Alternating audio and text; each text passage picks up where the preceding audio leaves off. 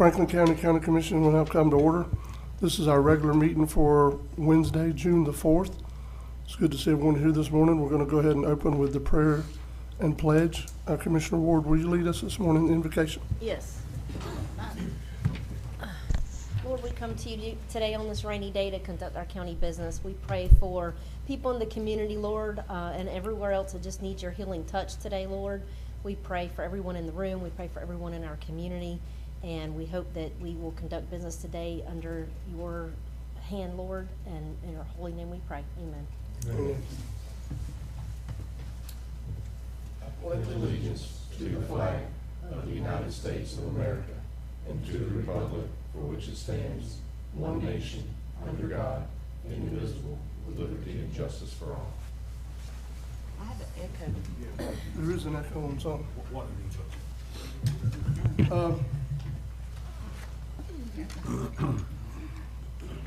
Mr. Morone, are there any amendments to the agenda?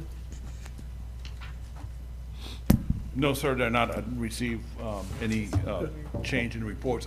It's that one, okay. I will say that what I did not include in the agenda is an update as to last night's FWC meeting, so I'm hoping that on the commissioner comments that you guys will. Okay. I will say, in light of that, though, Mr. Resco should be getting in touch with you. So they're actually going to be presenting what they talked about last night, hopefully in a modified version, to the FWC Commission the third week in August. Mm-hmm. And I've told Mr. Resco we want to make space for him on our agenda for the first meeting in August that we have. First meeting in August? Yes. Okay. So hopefully some of the things that they took public comment from last night and during the workshop, we will have a clearer picture of what that might be looking like, what they're actually going to present to the commission. Okay. He asked me, and I told him we could definitely make room for that discussion. You can always make room for them. All right. We'll see no amendments to the agenda. Do we have a motion to approve the agenda as it's been published? So moved. I'll second. I have a motion to approve by Commissioner Croom, second from Commissioner Amison. Any discussion, commissioners? All in favor? Aye. Any opposed? That's unanimous. Up next, we're paying the county's bills. So moved. Second. We have a motion to approve by Commissioner Sanders, second by Commissioner Ward. Any discussion? All in favor? Aye. Any opposed? That's unanimous. Mr. Rowan, you said there were no public comments, correct? That's correct, sir. No speaker cards turned in, okay. So on the department director's reports, there are no action items for the road and bridges, solid waste, emergency management, mosquito control, or Mr. Eric Lovestrand. Actually, there's no action items for any until we get to number 11. So do y'all want to discuss anything before we get there, or do you have any questions about anything on the report? Mr. Chairman, on road and bridges, I just want to update the board on some stuff that I'm going to do. I'm going to just let the board know what I'm going to be doing, so you'll Okay. know. Okay. But that's the only thing, just one item. Okay. Well, you can go ahead and do that if you want to. You want me to go ahead? Mhm. Yeah, go ahead. Okay, as you all know, storm season's coming in. Last year, and I'm gonna be, as Mr. Noah Lockley used to say, Storm ready. But anyway, last year, as you all know, out there at Lanark, we suffered a big flooding event out there. I don't want ever that to happen again. So I'm gonna get with Howard, within the next week or two and see what we can do, just in case that water level starts coming back up if we have excessive rain during the storm season. I don't want those people flooded out again. Right. Those people, one of them should have lost their house, but he tried to redo it, and so I just don't want to, but I want to inform the board that it may take me getting with the county engineer, Josh Baxley, and trying to have something in place, just if something happens, we can be ahead of the ball and not let them sustain any damage. I know we have to plan, we're working on a plan for it, it's a 5-year plan, because we can't find the funding. It's about a $5 million project, the former engineer said. But until then, you know, we do, even though they purchased the land where it's at and all that, I understand all that. But we have the duty for the health, safety, and welfare of people in this county. And that, to me, is one of the biggies in my area. So I just want to put the board on notice that I am going to try to do something about it. And I hope the board will support me on it. Yes. Mr. Chairman, if you'd like, I could unmute Mr. Neighbors. He's online in case, fine. in case, you Yeah, in guys case needed anything him wants to add to it, yeah. Howard, yeah, he's online. Yeah. Howard, you there? Hey, Virginia, would you get, unmute Howard's mic, please? Thank you. Other than. But, hey, Howard, did you hear what I said? Yeah, he didn't unmute us yet. He's Let me, not on me. Let me try to get it from Virginia's end. Maybe I can Okay. get- Oh, there he is, there he is. You can hear Go him. ahead, Mr. Commissioner. Hey, Howard, you remember me talking about Kentucky Avenue yesterday with you? Yes, ma'am, I do. Yeah, I informed the board of what, that me and you gonna meet and see what we can do as a protection for those folks out there along Kentucky Avenue, just in case we do get storms that put down a lot of rain this summer, and I just don't want them to be flooded out again. Howard, didn't you contact St. Joe Company yesterday because of what they told us last summer, that they were gonna go in there and put some berms behind those folks' house? What did St. Joe tell you yesterday?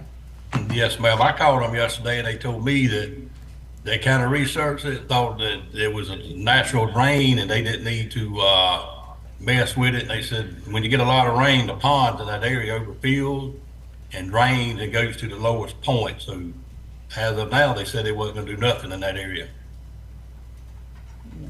Mr. Howard, do we Yes, sir. have any kind of, and I know you might not have talked about this yet, do we have any kind of ability, if we did have an event, to either locate some kind of pump or something to help move the water from one area to another? Do we have that ability? If we could get the big pumps, but there's so much water, if you get that much rain coming out of them woods, that you ain't gonna move that much water with one pump, so. Okay, that's why I just wanted to ask, because, yeah, it can get bad. Yeah, but it's gonna happen. It's a matter of if, it's a matter of when. So, especially with the weather that we've been getting. Yeah. One of the things that DEP told us last summer was we needed a retention pond. Right. That the water could run into that, sit there, then we could move it from there to 98 with DOT's permission, if we can get DOT's permission. Well, the thing about it is the gentleman that owns the property where that retention, there is already a retention pond out there in that area. He said he would be willing to donate the land, that pond, to the county. I imagine he would, because it's a lot of It's a water pond, comes through yeah. there. Yeah, you know, but that's all there's a lot of moving pieces right here, and I want to get them all in there and get them fit in there and take care of the problems, because I don't want those people flooding out anymore. I don't Yes, want it ma'am. on my conscience. Yep. All right. Is that it, Commissioner? Commissioner Sanders, is that it? Yeah. Okay, cool. Thank you, Howard. Mr. Chairman, I have a Thank question. y'all, Commissioner. Yes. We don't have a report from TDC? No, it was included in some of the action items on either Aaron's report or Michael's Okay. report. All right. Yes. Yes. I will say, not to, is Miss Whitney on the line? No, she is not. Okay. If you need All her, right. maybe I could No, get her. no, not a big deal. I was just gonna ask a question if she was there. But she has no action items either. Yeah. So Commissioners, if y'all have any questions or concerns past today, just get in touch with some of these department heads and ask them directly. None of their reports had action items, so. So that'll take us to Mr. Steve Kirschenbaum, Airport Manager.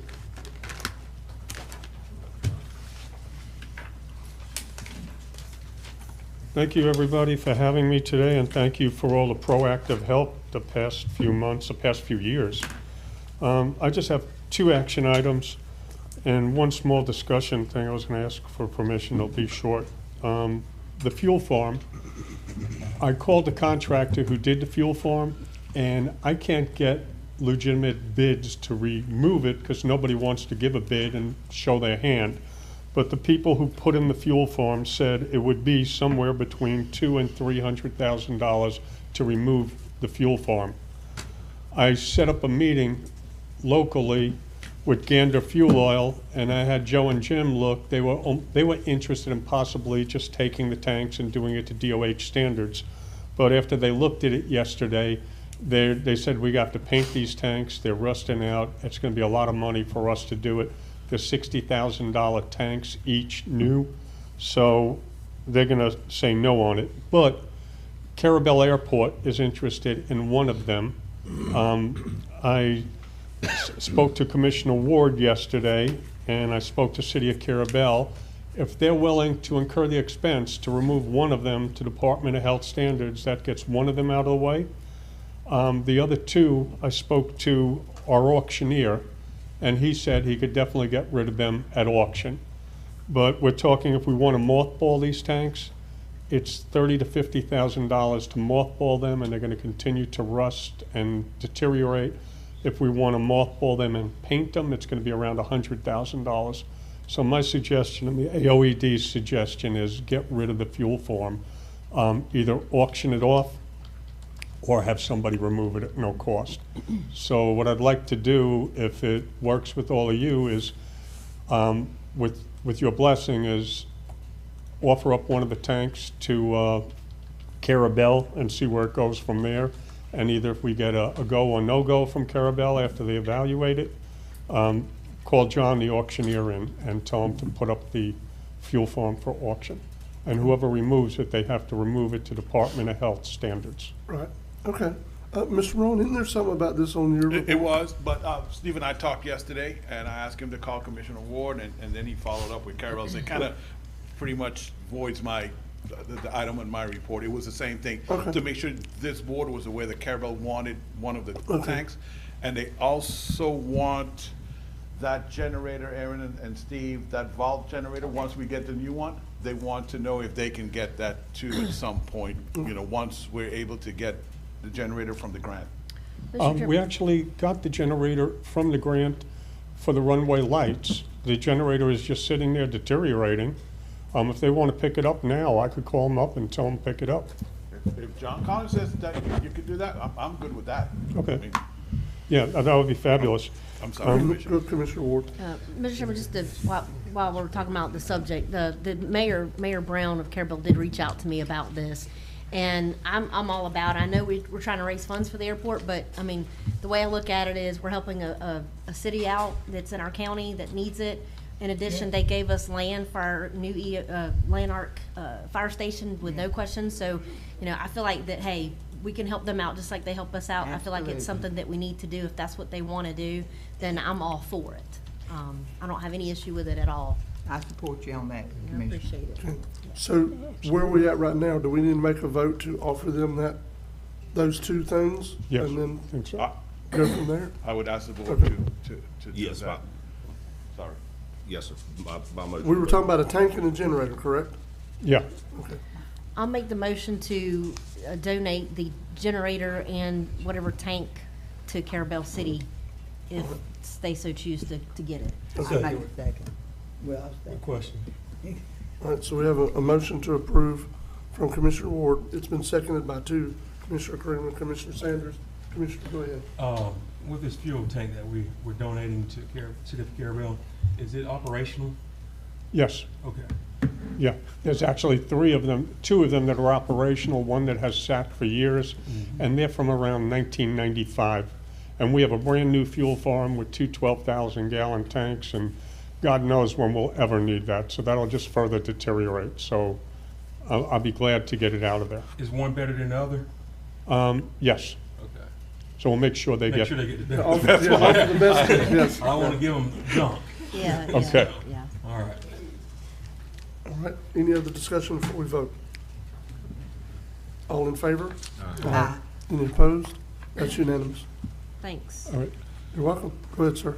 The other part with that, after Carabel makes their disposition, can I call the auctioneer for whatever's left to have him auction off the remaining portion of it? Yeah. I'm sorry. No, I don't think that's a problem. I don't see a problem with that. And do we need a recommendation, do we need a motion for that, or? How's that? AOED look, I mean. Well, he's saying that this has come through the AOED. Yes, Okay. Is that Yeah, correct? just by motion. Just vote of the voted on it, board. correct? yes. I've spoke with the AOD chair and about this as well, so, Okay. yeah, they're on board. Yes. Okay. The answer Yes, is by yes. motion and vote of the board. Okay, I'll make that motion. I second. all right. So we have a motion by Commissioner Ward, second by Commissioner Amison, to take the remaining tanks and apparatus from this site and put it out for removal and for auctioning, correct? Yes. All right. Any additional discussion before we vote? All in favor? Aye. Any opposed? That's unanimous. All right, and that'll be wonderful. It'll save us a bunch of money on insurance annually, and also it'll take an eyesore out of the airport. And also we'll be helping Carabel municipality. Thank you, Commissioner Ward, for that idea. And the other thing was, this is just a policy, but the AOED, we have a hangar waiting list that is massive. Commissioner Amison and myself had pushed FDOT to put money into a hangar complex, which we have 800,000 sitting there. We have a hangar wait list. I don't want to disclose for our neighbors, but it's huge. And if we get this hangar complex built right away, if it's totally built, it would be $200,000 a year in income coming into the airport on a regular basis. But to get phase one of it built, about 16 hangars, it'd be about $80,000 annually, somewhere around there coming into the county. So what the AOED is asking me to do is pursue as hard as I can and try to redirect any grant that we can to the hangar complex to start getting more money in right away. So I don't know if we need a motion for that. I just think I have to keep you abreast of it, but it's a recommendation from them. What you have written here says that you have secured 800,000 for preliminary site preparation engineering. Yes, We have done that? yeah. Okay. Yeah, I would say as long as we're not, just me, as long as we're not taking away from some other necessary things we need to do around the airport, if we can redirect a grant, then that's, I think this board has supported that. As long as we're not trying to, do away with maybe something that is set aside for stormwater and we just say, well, we'll let the water be the water and we're, so that's my only caveat to that. But I think the board supports that. Okay, and just two quick discussion items, if you don't mind. But Steve, before you move on, would you elaborate for the board, because I heard this for the first time at AOED, and John Collins said the same thing. Would you explain to them that the new person in charge of the grants, that the problem is hangars is not his priority? Usually, commissioners, you all know that once they fund preliminary and they fund that they usually fund the construction. Yes. That's their normal way of doing things. Steve brought it to my attention, and so did John Collins, that that's not the case anymore with this. What is he, Steve? The new grants manager? The new grant manager is not pushing hangars. Yes. And we have hangars on the table, but I'll tell you what, the city of Defoniac Springs, this is one thing I wanted to bring up. I was on the phone with Corey from Triumph the other day. They're doing a lot of spec hangars, Defoniac Springs, and the match money, they're using FDOT, FAA money, which we could use too for projects at the site. And also Florida Commerce is making up the difference. So they're not spending a cent, and they're getting 3 12,000 square foot hangars with offices. They're getting a new terminal building. They're getting a lot of stuff. So I was on the phone with Opportunity Florida, Roy. He said, why don't you get the ball rolling? And I had somebody call me, one of the grant managers from Florida Commerce, and said, why don't you put together a package of all the things you want to do at the airport, because that's what Defoniac Springs did. And it wound up between Triumph and them, it all got funded. And if the money from Triumph, we can keep it down, and I'll have Corey talk to us at a later date, at a later meeting as we get further along. But if we keep their funds down to a lower portion, then the amount of jobs created becomes a lower portion. So if we get Florida Commerce to make up the bulk of this, which we've had luck with. So I'd love to have the counties, this is me speaking, if you want me to go back to the AOED board, but I'll ask the AOED board about me pursuing the initial ask for these things and getting everything together with Florida Commerce and Roy and presenting it to Erin, what I put together, and getting it in motion. I would love to do that. Should I put that before the AOED board? Please before I do. that? So the only, and let me reiterate where I'm coming from. The only thing I want to never happen is for us to get something that comes to this board to vote on that they've never even seen. Okay, You know what I mean? That's not good. You have a volunteer board. They need to be utilized. And I think they would support all this. I don't yeah, see I'm a gonna problem call with for a that. special meeting for this because DeSantis's budget, if it's approved July 1, that job growth grant money is out there, and I want to try to scoop it up for us. Yeah, that's very optimistic, but thank you Yeah. for being optimistic. I hope so. But Corey is dying to put money into this airport. We have to structure it the way you guys are comfortable. The other thing I wanted to just touch on is me and Cheryl and the county coordinator met with a company. They want to keep it kind of quiet, but without disclosing the principals or anything else. It's a company out of Germany that's looking to do aircraft tear down at the airport. And they're very excited about it. I got a very good feeling about it. They're gonna come down third week of June and look at the site. Michael sent Buster in there just to clean it up. And we have one absolutely perfect usable building for them. The warehouse in there is a terrific warehouse with a loading dock, but we're gonna need to put a roof on it. It's about $87,000 for the roof on that building. But every building is built by DOC, concrete block, concrete floors. And what they would need is a culvert to come across from the airport into the site. They would do the aircraft tear down initially on the site, on the ramp area, and store aircraft on the ramp area, and eventually bring it in. We negotiated to the point that if this company is successful, and I'll bring the whole thing in once they say they want to do something when they come and visit, it could potentially be $300,000 annually as the company grows coming into the airport. And it's a real winner.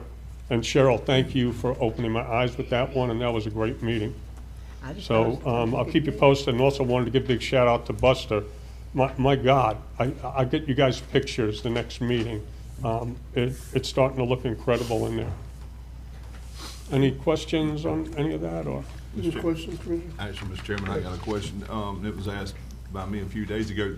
What's the status on our self-serve pump out there on the new fuel farm? Is it up and running, the self-serve? Self-serve is up and running. We have a lease contract that we have no control over because that's what we leased it out. Andrew is lowering the price on fuel, but what I would love to see personally, and maybe one day it can happen, is the county takes over self-serve and makes it the lowest price in the region, because we are getting a lot of air traffic that flies by us. And what it would do for Andrew and the site, and they're concerned about employees to handle the traffic, but it would feed our restaurants, it would feed his aircraft maintenance business, it would support his rent-a-cars. And right now, I think we had 2 people use it last month, and I could find out for sure. But it's not being advertised, and it's maybe $5.89 a gallon. It should be, if we wanted people to use it, it should be down somewhere around $4.75 or $4.85, and we'd be the lowest in the region. And the other thing we should be doing as a county, if we had any say it in the future, is we should be putting out for military contract fuel. That's what's supporting Mariana, that's what's supporting Defoniac Springs. We got 6 military bases locally that their helicopters or their prop jobs would come in, fuel up, and help us pay for our airport. So we're not selling the fuel we should. We're selling 150,000 gallons a year, and we're being compensated $32,000 a year for our cut, 25 cents a gallon. But it could be a whole lot better. And the thing that scares me is FDOT put a counter on site that's counting our operations at the airport. The operations that were out there were in the neighborhood of 20,000 operations a year. Reality has hit the airport. The counter is counting 10,000 operations a year. And that will definitely affect our funding, and a lower fuel price would bring our operations up. And Andrew has lowered it a little bit, but the self-serve, if the county took it over and had a lower price, a real lower price, when the fuel bill comes in, it's all metered what we'd have to pay to put back into it. But just out of curiosity, and you may or may not know this, but what's the comparison on fuel price between us and Carabel? Carabel, it's about $1 less a gallon. Okay, I was just making sure I wasn't getting, saying, well, false information from the person that approached me, because it's one of our local residents, lifelong resident, that told me he flies over there in Carabel because of. Yeah. But I did tell him I thought the self-serve was up and running. That's why I was asking. It's up and running. It's not being advertised. I think we should talk to Andrew about advertising it, because the pilots don't even know it's there, and I'm worried about stale fuel coming through that if somebody uses it. So I think there should be a sign in front of the FBO that says self-serve at that end. I think Andrew is doing a terrific job running that airport, but I think that it could be a lot better. So. Any other questions or concerns, Commissioners? Mr. Chair, I do know there's a lot of activity going on at the airport. I hear planes flying all the time around my house. Yeah. So it's definitely get some activity out there, for sure. Mr. Kirschbaum, just a quick question. I sent an email out yesterday morning. Have you received that? You know I didn't see it, I'm sorry. Okay, just check it and I'll follow up with you. What was that? Just check it and I'll follow up with you. Okay, Thank you. that sounds good. All right, thank you, Thank you, Commissioners. Steve. All right, Ms. Erin Griffith, Thanks for being here in person today. there you go. I looked down there and I said, something's odd. I didn't know who that was. Like, who's that? Yeah. We are going to start off with some bid openings this morning.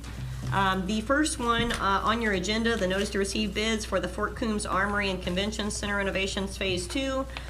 We issued an addendum last week because after we had the, actually the pre-bid meeting actually on site, there was a laundry list of questions that we received from contractors. And they did reissue an addendum that was actually pretty substantial. So we actually extended the due date for those bids to June 17th, and they will be opened at the next meeting on June 18th. So our next project that we'll be opening up is the sealed bids for the CR 67 Phase 4 widening and resurfacing project. This project is going from State Forest Road 172 to the Franklin County, Liberty County line, and this is the final phase of the CR 67 resurfacing. Our first bid that we're going to open is, this is from Roberts & Roberts Incorporated from Tallahassee, Florida. Again, Roberts & Roberts Incorporated, Tallahassee, Florida.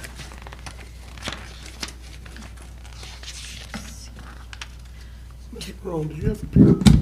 Sorry.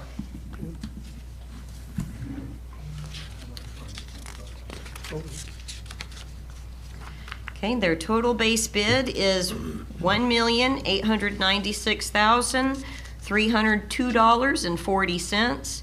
$1,896,302.40, and their bid bond is included.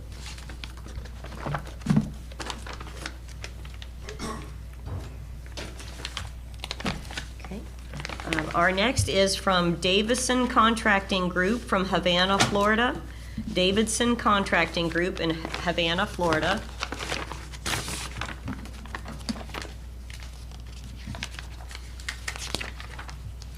Total base bid, $3,044,908.84. $3,044,908.84. And their bid bond is included. Are they bidding on the same stretch of road? Go ahead. They are.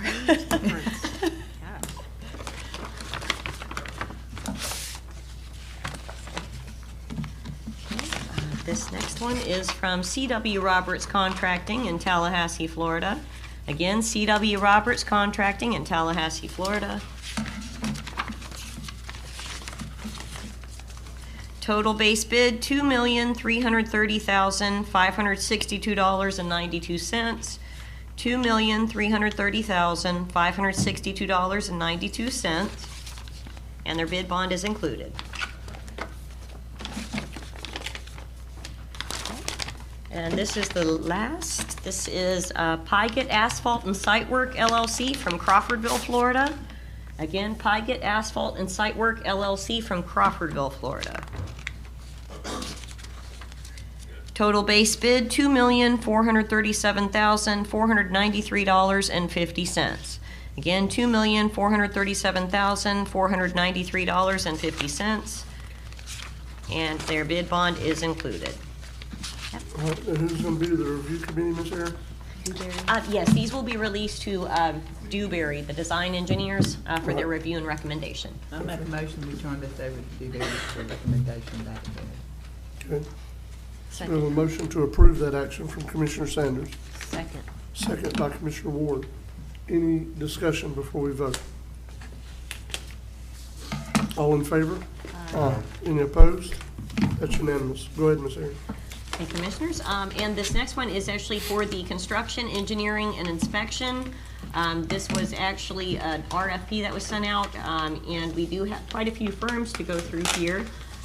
And just to add as well, the length of the project was actually 2.6 miles, just to kind of gauge where we are pricing-wise as far as paving and resurfacing. But this is going to be for the CEI contractors, and the review committee will be made up of Michael Marone, Courtney Bankston, and Kimberly Raphael. And explain there's no cost with this one. This is, there's no bid amount. Oh, yes, yeah, there's actually no bid amount on these. Yep. But it's for, you guys understand, it's for service, and we have to review who's the best. Yeah, you actually have to rank them, Right. so. So we're doing qualifications? then? Yes, correct. Yeah, Yep, this is different yep, from- qualifications-based proposal. So move, Mr. Chairman, to turn it over to the committee. She's got to read them first, I think. Yes. Okay, the first one is from Innovia. Oh, I was ready. Yep. And this is Innovia Consulting Group from Tallahassee. Workshop run late last night, didn't it? Yeah.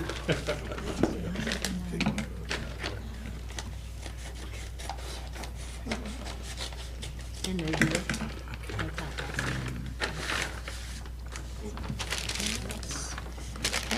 This next one is going to be from Volkert Incorporated in Chipley, Florida. Again, Volkert in Chipley, Florida. Is there another one that was unknown? Those unknown. Jess? Yeah, the first one was Innovia. Yeah, I'm keeping track of it. You want to tell them that Jess on their sheet, but they see the same thing. Yeah.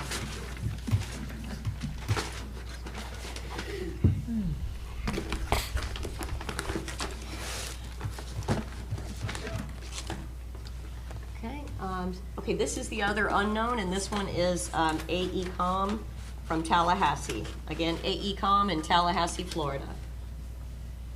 And for the record, do we say unknown on your sheet, because we can't tell what's inside the package, we haven't opened the package till. That's fine.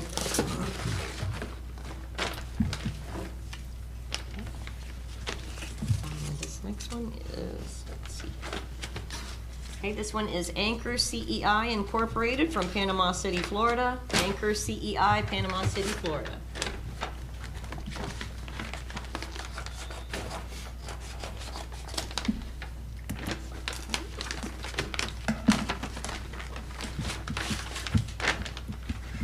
This one is Southeastern Consulting Engineers from Port St. Joe, Florida. Again, Southeastern Consulting Engineers from Port St. Joe, Florida.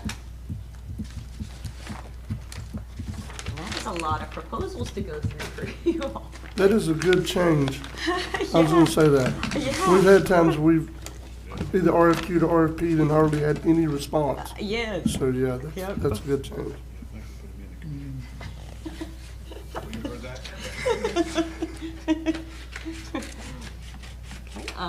This next one is GAI Consultants from Jacksonville, Florida. Again, GAI Consultants Incorporated from Jacksonville, Florida.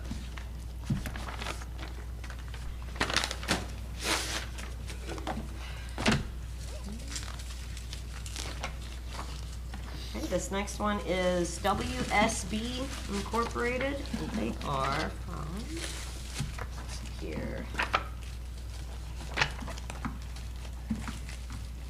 Okay, I'd like to-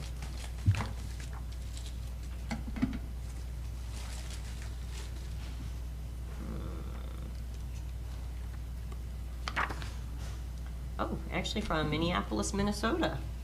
WSB LLC based in Minneapolis, Minnesota.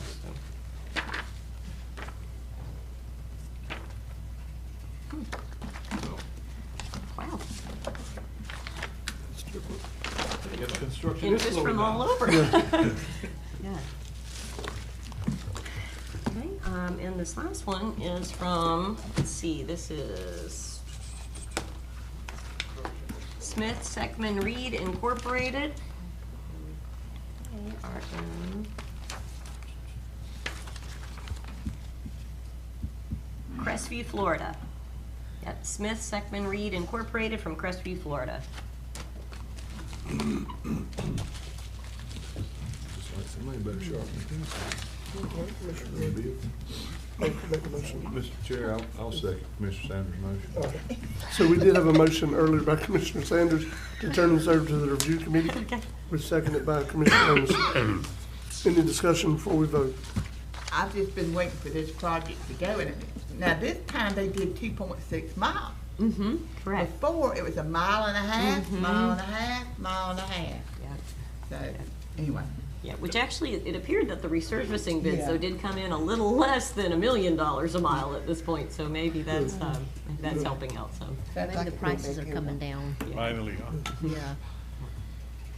All right. Any more discussion before we vote? All in favor? Any opposed? That's unanimous. All right, is that it for that? That's it, Commissioners, and the next is my report, and then I do have some informational items for you also, just if you all have Okay. any questions for anything that's been presented. Commissioners, do y'all have anything y'all want to pull, or y'all want to vote for all of these 5 items at one time? I want to pull, Mr. Chairman, item number 2. Okay. Anyone else?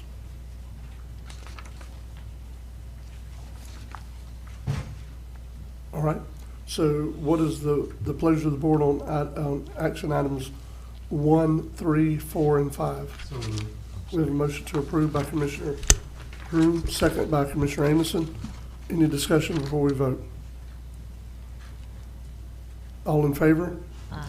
Any opposed? That is a 5-0 vote. Ms. Aaron, go ahead with number 2. Okay, action item number 2 is during last year's legislative session, funds were appropriated to FWC to fund a $683,500 grant to Franklin County to purchase bear-proof garbage can containers for county residents. Last week, FWC finalized the attached grant award agreement and sent the attached for the county's acceptance. All deliverables outlined in the project scope must be completed by June of 2027. Board action to approve and authorize the chairman to sign the attached grant award agreement. Mr. Chairman, I just got a couple questions. I know this is all preliminary. I know we worked hard to get this. So how is that gonna work? So we'll get a check from FWC, No, or they'll just, we'll have to buy cans and then they'll give us a reimbursement check. Yeah. so how are we gonna get the funding for Well- the 6? I mean, that makes no sense. Why? We've had several discussions with FWC, Yeah. but go ahead, I'll let y'all explain. No, Mr. Chairman, I'll let you take the lead on that one. So, the biggest discussions, we've had several discussions with them, and staff has. Because we're looking at another 683,000 right now in the current budget, that's still there, if it gets approved. So, we had discussion with them on how we can break that down and buy smaller increments, but still have the same buying power as the total amount. You know what I mean? And they tended that they would work with us on that. So that's kind of the way we've approached it. Now, Ms. Aaron, I have not asked before today. When we go to actually do this grant, are we're just approving the total of the grant, but then if we purchase 400,000, you know what I mean? It's okay. Oh, yes, yeah. As far as, I'll actually have to come back to you all because most likely either we're going to have to actually purchase the cans off of some sort of contract pricing. Yes. Or we'll actually have to go to a full bid to actually get, quotes on Yeah. somebody to supply the cans. Yes. And what we're hoping for is that we can work with a company where they will give us a price for all the cans, but we actually purchase a certain amount, Yes, get reimbursement from FWC, purchase some more, get reimbursement, but it'll all be at one price for all the Yes. cans, even though it might take maybe a year to get them all, actually in-house and purchased. I remember it's been a while since we had that workshop, and I don't recall, it was what, 300 something per can, or, I don't know, it's Yes. been a while since. yes, I- it's about So, and I don't know if $315 that per price can. has changed since then, because that was quite a while Yeah. ago. Well, But- too, the thing is, we're hoping, Commissioner, with the amount of money we're talking about, Get that the we're gonna be able to work out a little bit better deal. Yes. And then the next question would be hypothetical, how does this, once we get the garbage cans, I guess we'll have to have like a workshop to determine how we're gonna disperse, who's gonna Yes. get one, and, okay. Yes, I'm just trying to wrap this in my head and trying to figure a lot. out, because, It is. if I get asked the question by someone in the public, I wanna be able to give them an answer. Yes. Commissioner, the problem is, we've discovered, Aaron, myself, and the chairman, is that they ran the money through FWC rather than just giving it to the county. yes. And that makes no sense, but Yeah. whatever. So we're having to do. Always whatever gotta they make tell us things to do. difficult. And this is not FWC's fault, Commissioner, that happened, but it is what it is. So now we have to abide by their policies for purchasing and, Yes. and, yeah. Okay. Yeah, purchasing and distribution. Distribution, yeah. Yeah. All right, well, I appreciate the answering of my questions. So with that, Chairman, I'll make a motion to authorize your signature on this grant award agreement. Okay. So we have a motion to approve by Commissioner Ward, second from Commissioner Sanders. Any additional discussion? All in favor? Aye. Any opposed? That's unanimous. All right, Ms. Aaron, go ahead with your updates. All right, Commissioners, Island View Park, the FERDAP project, the county received the notice of commencement from FDEP. The dog walk area fencing will be installed within the month. Staff also met with the playground vendor on site last week to request a proposal, design, and permitting task orders requested also from County Engineers Dewberry for the construction bid specifications for the picnic pavilion and modular restroom setup, and also permitting for the primitive kayak launch on site. Lanark EMS, the site clearing work is underway, and a groundbreaking ceremony will be scheduled before building construction begins. The Apalachicola Artificial Reef Association Co-op Reef Project with Franklin County and FWC is out for bid now, and bids are due June 13th. We also have the siding replacement project for the County Health Department building in Apalachicola, also out for bid now. Bids are due July 1st. We also have the RFQ for the design criteria consultant services for the Triumph First Responder Communication System upgrade, currently out for bid, and responses are due by July 2nd. And also the RFP for design services for the LAP Otterslide Avenue A sidewalks is currently being advertised, and responses are due July 11th as well. So we have a lot of stuff coming up for you all. Good, good, good. Yes, Thank you, Erin, for all your hard work on Island View.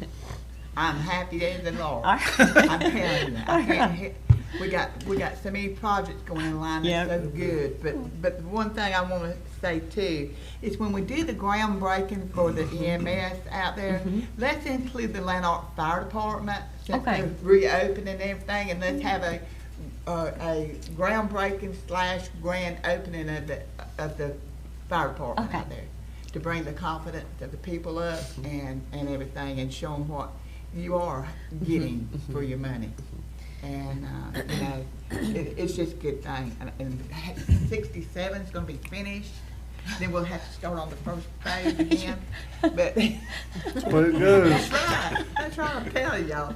But, anyway, it's just a good thing when we all work together for the common good of the county. Yeah. Ms. Aaron, I hate to put you on the spot. How many projects do we have going right now? We have a lot. Probably 50? Um, It's up there. yeah, there's, quite a few grants in my, in my active drawers, so. Yeah, yes. I have a Yeah. question, Mr. Chairman. Yes. And I don't want to put you on the spot, but being you're here, I mean, might as well take advantage. The EOC, the new EOC, what is the update on that? Like, where are we at with? Actually, they have ordered geotech on that, and Josh Baxley is going to be getting in touch with Howard because it's so, there's so much dense vegetation. He's going to see if Howard can actually go out there and actually mow a few trails through the property, because for doing geotech, they actually have to do some boring to, basically check for how stable the soil is as far as doing like the groundwater permitting and such. So he will be coordinating with Howard to get that done. And we just got approval on the preliminary site plan from Jennifer Daniels. So everything is rolling forward as quickly as possible now. You just tell them to go ahead and clear it. Yeah, ain't that the truth? God forbid you do that, though. We gotta get some permit, I'm sure. No, he can't. No, he Make can't, sure- Commissioner, I'm just being, no, he can't do that. But you know, and that's something, that brings up to mind, because we're just having a little discussion about this subject. It concerns me that we are not moving faster with that, because with the Federal. state of the state, and I'm Yes. being nice about it, with the state of the state, I'm concerned that other counties, like Taylor County, who went through 3 storms last year, who also needs a new EOC. You know, if we don't get something cranking up pretty quick, I'm scared they'll shift that money, and I'm just We've already telling you, got the money, I've don't thought, We do. Yeah. Yep. yeah, but they may ask for it back if we don't. We ain't giving up that now. We're waiting on the federal government, it's not us. Well, We're not the problem. Sanders, we don't want to bring up the old dredge, how we had the money and I know. it was taken from Well. us, but let's not bring it up. But one thing I would like, I hear, $1.5 million we had right there in our hands. yeah, I hear where everybody's heading, and I think, Aaron, would you explain to the board and the public that it's been the feds and the state, all the environmental. Oh, yes. That's what's drawn Yeah. out this project. Right. I think it's Yeah. important And- that everybody yeah, knows. Yeah, we got far enough along where the environmental review could not progress any farther without having the final plan set. So that's kind of, so even once we finish all this, we still have to go through the final review on their side. Yeah. But we're very close at this point. Well, that's the thing, Mr. Chairman, is it's not Yeah. us that's holding Yeah. things up, and a lot of people think it's our fault as a county, and it's not. It's federal, it's state, we're waiting on money, we're waiting on this.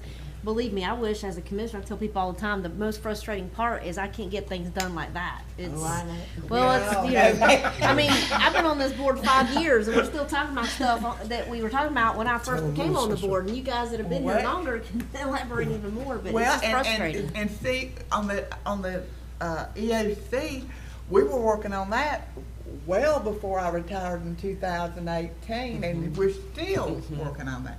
But it's one of them projects that takes a long time, and it will be well worth it once we get it built. It will. It will. Once we get there. So, just for discussion's sake, and I don't know that it would help in what we're doing with this environmental review, but I will throw this out there before our budget time. Capital City Consulting now has the ability to lobby at the federal level. They have people in DC, should the board choose to go that route. We already have them as a consultant for state, for lobbying. They do now have federal lobbying power. It's good to know. Yeah, it's good Yep. to know. We might need them for the Corps as well.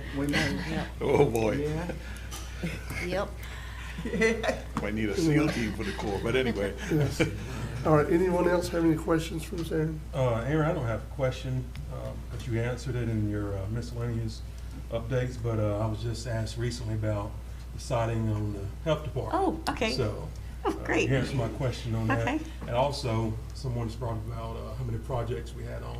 So the other day, out of curiosity, I was navigating our website, and which, by the way, thank you for keeping that updated. Yeah. And I was looking at our Franklin County projects, and we had a lot of projects in the portal. Yeah. And I'm like, wow. A lot going on. I got, good point, Commissioner Kuhn, because the projects you're seeing there is basically Aaron's projects. There are a bunch of other projects that I'm doing and other people are involved with that's not in that portal. Should we put them on? Maybe so. Maybe Commissioner Kuhn, you're right. Maybe I should add those too, so the public gets a real understanding. As the chairman always says, you have, how do you say, you have 10 people wearing how many hats? Yeah. You have this saying that you Yeah, say. what, you got 10 offices run by 10 people? Yeah, Total. so, yeah. And a lot of those projects too, some of them, for example, like the Vrooman Park FERDAP project or the St. George Island Inclusive Playground FERDAP project, those projects, they're, before they begin, they go on, then we have to work through the commencement process and they stay. Then we actually complete the project, and then we're going through project closeout. So for long after the project's actually physically completed, we're still doing reporting and also, trying to get them down for the final site inspection. So Both of those projects have been submitted for closeout, but they haven't come down to actually do the inspections yet. And there's paperwork for every step of the way, isn't There there? is, yeah, unfortunately. Yes, I've tried Yeah. to make sure Yeah. some of our residents understood that, because I've had questions about it, especially with some of the stuff that's going on in the state right now with the Rural Renaissance Bill. Some residents were apprehensive, saying, well, it's just gonna require more reporting. Everything we do has reporting attached to it. On the beginning, in the middle, in the other side of the middle, and at the end. Yeah. I mean, it's Yeah. all reported. And Mr. Chairman, which brings me to the projects portal. I know I spoke to you in the past about it, like a tracker where when we talk about things, the progress Yeah. of where we are in that process, so that people can go online and look. Because I know myself, I have reminders in my phone to say, all right, follow up on this, Yes. follow up on that. But it would be nice for the public to know, all right, this is where we are with this project or that project, Yeah. or, which I know we kind of do with the projects portal, but this is for everything else. Else, that, you yeah. know. Believe it or not, I actually got it, the app design, I just haven't populated with data yet, so that's. And it's hard to keep track of it's everything. It There's is. like they said, it's a lot of stuff going on, and there's a lot of moving parts, and there's a lot of different staff involved. Yeah. But No, Mr. Chairman, Mm-hmm. since we're talking about projects, can anybody update the board about the Highway 98 project, the repaving of the Highway 98? What's going on? I mean, they got signs saying they're, Yes, well, so the project they're doing now, I think, was originally supposed to have leaded last November, but they have started it. So the work they have going on in the field, from my understanding, is they're putting articulated mat down. Yeah. No, it's almost like the blocks that are tied together with cable. So I guess the thought is, with future storms, it would have to move the whole thing to mess the road up. The only problem is, if it does move the whole thing, the road is gone. But that's what they're doing. So they're gonna do all that shoulder work first. They're supposed to still be putting up the four-way light at Island Drive and East Point.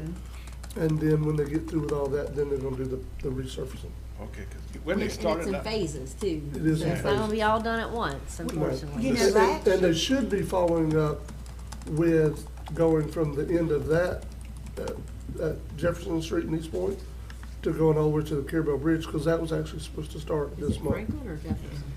It's Franklin, I'm sorry, Franklin, okay. Franklin. well, you know, last year when the stretch of road got paved between the Panacea Bridge and 10 Mile Y out there, they did exactly what you said, Timmy Butler and Coastline and them, and they went in there and they put them mats down, and they moved, I mean, they built the shoulder up big Yes. time around Leonard's Landing, Yes. all around there. And that's what they said, because in future storms, we won't have that problem with eroding out Right. in there. We never have had too much of a problem eroding in there. It's always been on there from Lanark to Carabel, from Lake to them. And on the point, Well, I know a lot of people, Mr. Chairman, has been really wanting this, because I know I've gotten complaints about how bad the road is, especially when you're hauling a boat or a camper. Yeah. And then, That and then bouncing, of course yeah. it starts, everybody's like, well, you know, what about the traffic, the. Yeah. Wrong had to- time of the year. Yeah, wrong time of the year. And, But I've emphasized to those same individuals that we can't help that timing. That was, like you said, it was supposed to be done in 2024, and here we are in 2025.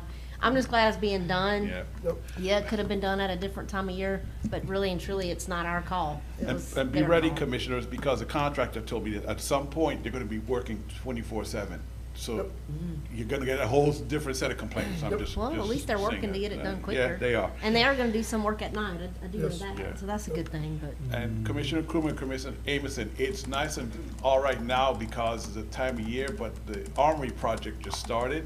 As we get closer to Seafood Festival and that time of year, when people want to use the Armory, you're going to get complaints. Why hasn't the county opened the Armory yet?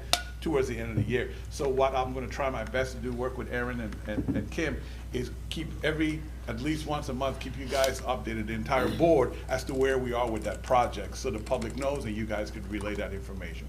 Cause that last time the Armory was closed, it's, you know, when it comes to wedding time and in the festival where people wanna use the Armory and different things, yeah, we got a lot of complaints. Why are you opening the Armory? What's taking so long? Blah, blah, blah. So I'm just giving you guys a heads up that that's coming eventually. And that's what I'm gonna try my best to do, to keep everybody informed. I think the part of the timing of the DOT stuff also it coincides with the school schedule. So, yeah, June and July is not great for all of us. That's true. I There's never thought not a about- bunch of school buses running in June and Didn't July. think about that too. You know what I mean? So Yeah, that's, that- I think some of the thinking behind it, they're open to maybe be, if not past that, close to being past that before August. That way it's not a big problem with school buses. Cool, didn't think about that, sir. Yeah. That's good. All right? Is that it, Ms. Aaron? That's it. That's all we could get. Okay, cool. Mr. Rowan, you're up next. You won't get her again for a while. Okay, so Commissioners, my first action item is committee appointments. And I'll go through it. It's not much to, even for consent today. No one else volunteered for When do they RCA? meet, Michael, and where do they meet? Community RCS. action. Oh, I had it, Commissioner, I thought I put it in my last report for you. I have to, can I go double check and then let you know? That's fine. afterwards? Yeah. Mhm. Information there as to when they meet. So nobody else volunteered for that, so Commissioner Ward made a mistake to say, well, if nobody else wants it, I'm like, okay, you're it. So if the board doesn't mind, will we appoint Commissioner Ward to RCSC? And just keep in the back of your mind, also Community Action, they're looking for a member for their board. So if you guys want me to, anybody's interested, well, I'll put you in touch with Mr. Tim Center, and he can let you know, how their meetings go. And you guys could volunteer for that. So board action to appoint Commissioner Ward. So moved. Second. We have a motion to approve from Commissioner Amison. It has been seconded by Commissioner Sanders. Any additional discussion? Michael, I got a question. This RCSC, is that the one that Ken Jones is over? Yes. Would you like to be on it? Oh, no, I'm good. We've already got a motion in a second. You are good. You are good. I think we've crossed that line, Commissioner Ward. A little late now. Yeah. No, anyway, I just was clarifying my recollections, all I was doing. Any additional discussion before we vote? All in favor? Aye. Any opposed?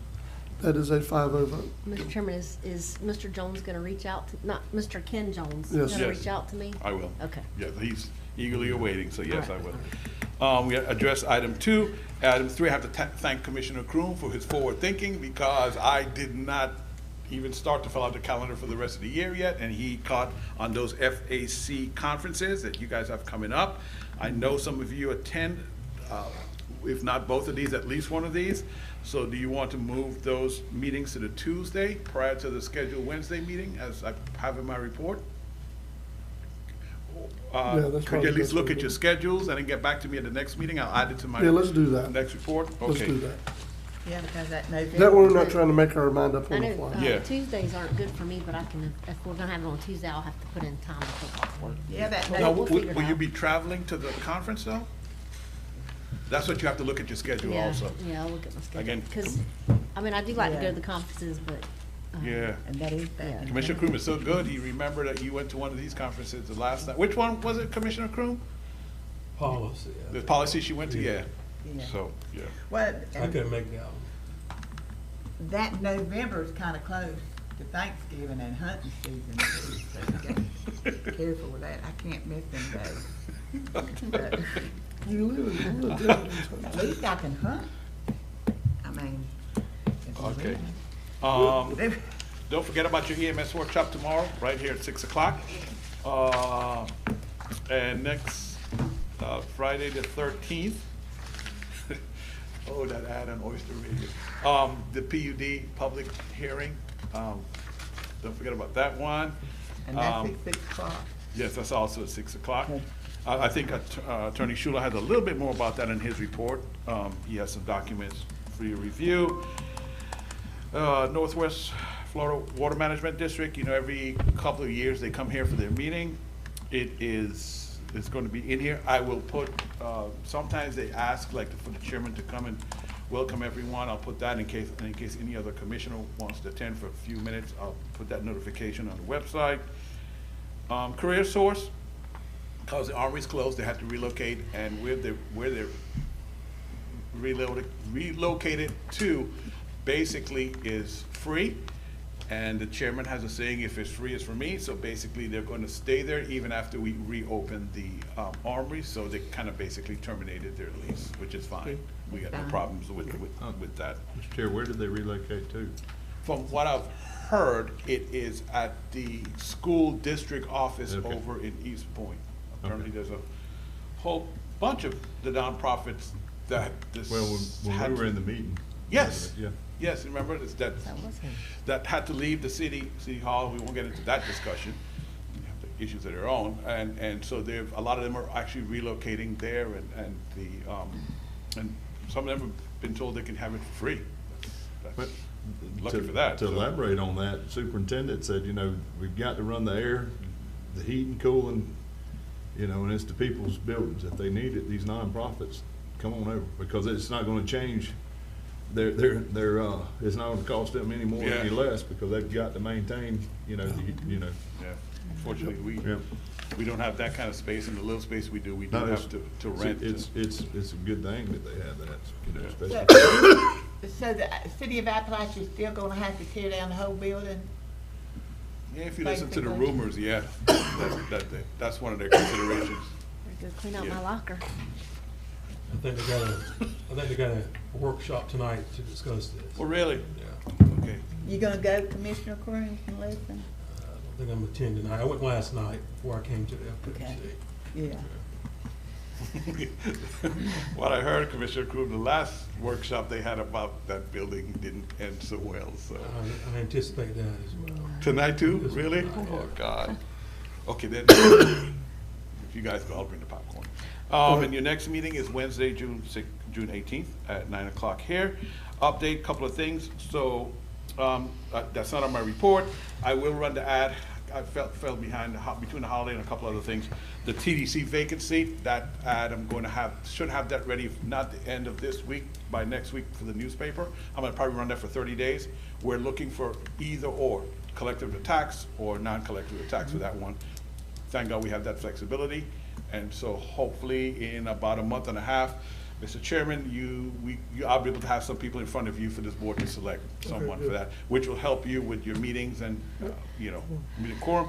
And the other thing, the letters for the fire departments for the MSBU, that list of things you guys wanted, with the exception of the contract, which the attorney is doing, that letter should be going out, if not the end of this week, also the first of next week. Just want you guys to be updated on that. Mr. Chairman? Now, this is the way I'm thinking, Mr. Sheila. Now, tell me if I'm right. We don't have to have no increase in the MSBU's to get those contracts signed, do we? That's correct. Right? Correct. Okay, that's what I just wanted to clarify, because, we can go ahead and get the contract signed and put out there, because everybody will be on the same plan. My understanding of the board's action is the two issues are separate and distinct. One is not tethered to the other. Y'all have been talking about these potential contracts long before the issue of a potential increase in the MSBU came up. So here's the answer I gave, and I told Commissioner Sanders about this because it actually came from one of her fire department districts in her district. The question to me was, is the board going to hold the MSBU workshops and make all of those sorts of, or take all those sorts of actions before you move forward with the contract? And my answer to them was what I just told the board. The contract is a separate issue from the MSBU. We're proceeding forward with the contract negotiations, and they are distinct from and not tethered to any potential increase in the MSBU. That's what I'm telling people, so if I've misunderstood the board's intentions, please let me know. That's my understanding. That's why I wanted to make sure we were clear on. No, I'm glad for the clarification, because I didn't 100% understand. So I'm glad that the fact that you used the language you did of it not being tethered together, I think is very clear. And I think that does represent the action the board took. I will say this, though, as far as the MSBU's are concerned, I've not talked to everybody yet at every district, but the ones that are close to me that I've talked to are also wanting to make sure that this board is not trying to slow roll this MSBU increase potentiality or the vote on it. I know we have to do some stuff as far as to repeal the ordinance or whatever that made it go to referendum. I know that's also on your report. Yes, sir. And for this board to have the ability to vote. Yes. But especially like for East Point, they don't want it to go into our next budget year before we make that decision. Because at the end of the day, just being very clear, if East Point were only buying trucks and they're supposed to not be older than 20 years old. If they bought a truck on a payment plan and paid for it over 8 years, they would have to do that to get somewhere close to a 20-year plan to keep 3 trucks. And all of their money right now would not cover the payment of those trucks, just the trucks, nothing else they're doing. So that's why they want an MSBU increase. And they also don't want it to, you know what I mean, to roll into another year, so. May I ask a question from the board and Attorney Schuler? So once we get past the public hearing, the power authority comes back to the board about voting for them. We're not gonna wait for all the fire departments to meet your specifications. If you have one that comes in, they justify why they want the MSBU. I'm asking you this because I'm sure this question is coming to me. They justify their reason for the increase, like the fire trucks. If they have their financials to the board that's satisfactory, if they have their roster that tells you who's certified and who's not certified. I think that's the 3 things you asked for me to put in the report. I might be missing one. If they meet all of that, can the board then go ahead and just deal with that one fire department? They don't have to do it, do they have to do it as a? The resolutions are for each district. So, and there are 7 fire districts. The board, in 2013 amended, the MSBU, Fire and Rescue, special assessment. So instead of being countywide, you created 7 different districts. So in theory, you could have 7 different resolutions with 7 entirely different MSBU assessments, depending on what the facts would justify for each independent district. That's a long lawyerly way of saying yes, per district. Thank you. So if you know, pull one, you know, if number 1 is ready and the board's ready to act, you can act on number 1. Or if it's 1, 3, and 5, or 1 through 6, but 7's not ready. That's at the discretion of the board. Well, and you have to remember in 2013, when we did allow Alligator Point and St. George Island to do what they did, you know, the increases and stuff, that was just 2 districts. That's true. It wasn't the whole 7 districts. Correct. And I have 4 fire departments in District 2, just to put that out there. So we all have 7 districts, 7 fire districts. It's not just me or you, it's all of us. So, The only thing I would bring to the board's attention, if we're going to do just 1 or 2 districts at a time, the board has indicated that you want to hold workshops in Appalachia and in Carabel before you make a decision and scheduling a public hearing. So, you know, you may end up holding multiple workshops if each one of the MSBU resolutions is staggered as opposed to being dealt with as a group. Yes. and I know we'll deal with this as it comes, but what if we get somebody in here that doesn't have all those requirements, or, you know, like the financials and stuff like that, the ISO ratings and all like that? The ISO, that was the other thing. So, thank you, Commissioner. So it is, my understanding is we do not schedule a workshop or have a discussion about their increase until they've met all these requirements. Okay. That's what that's why I asked the question the way I did. I want to make sure, once they meet the requirements, you have the information, you guys look at me and say, okay, we're ready to hear from XYZ. Then, and I've already, the city of Carabel have already reached out to me. I didn't even have to reach out to Courtney. She reached out to me. She said, our meeting room is available for the county commission when you need it for those workshops. They're good to go. And Mr. Chairman, I did ask the mayor as well, and she's, Yep. you know, of course, okay with that. Yep. But before we move forward, this is on a different subject. Before we move forward to Attorney Schuler, I do have something for you, and it might be an Aaron question too. I know in the past we talked about cybersecurity and things like that. Contract renewals. I know with every company that we use, we go out for contracts or RFPs to make sure that they're still basically casting a net out there to see vendors and everybody that we have that works on behalf of the county. We go and we relook at everything, make sure that, you know, they qualify under the guidelines that we're looking for. The same thing applies to our IT folks, our cybersecurity. We do have cybersecurity. This goes to my next question.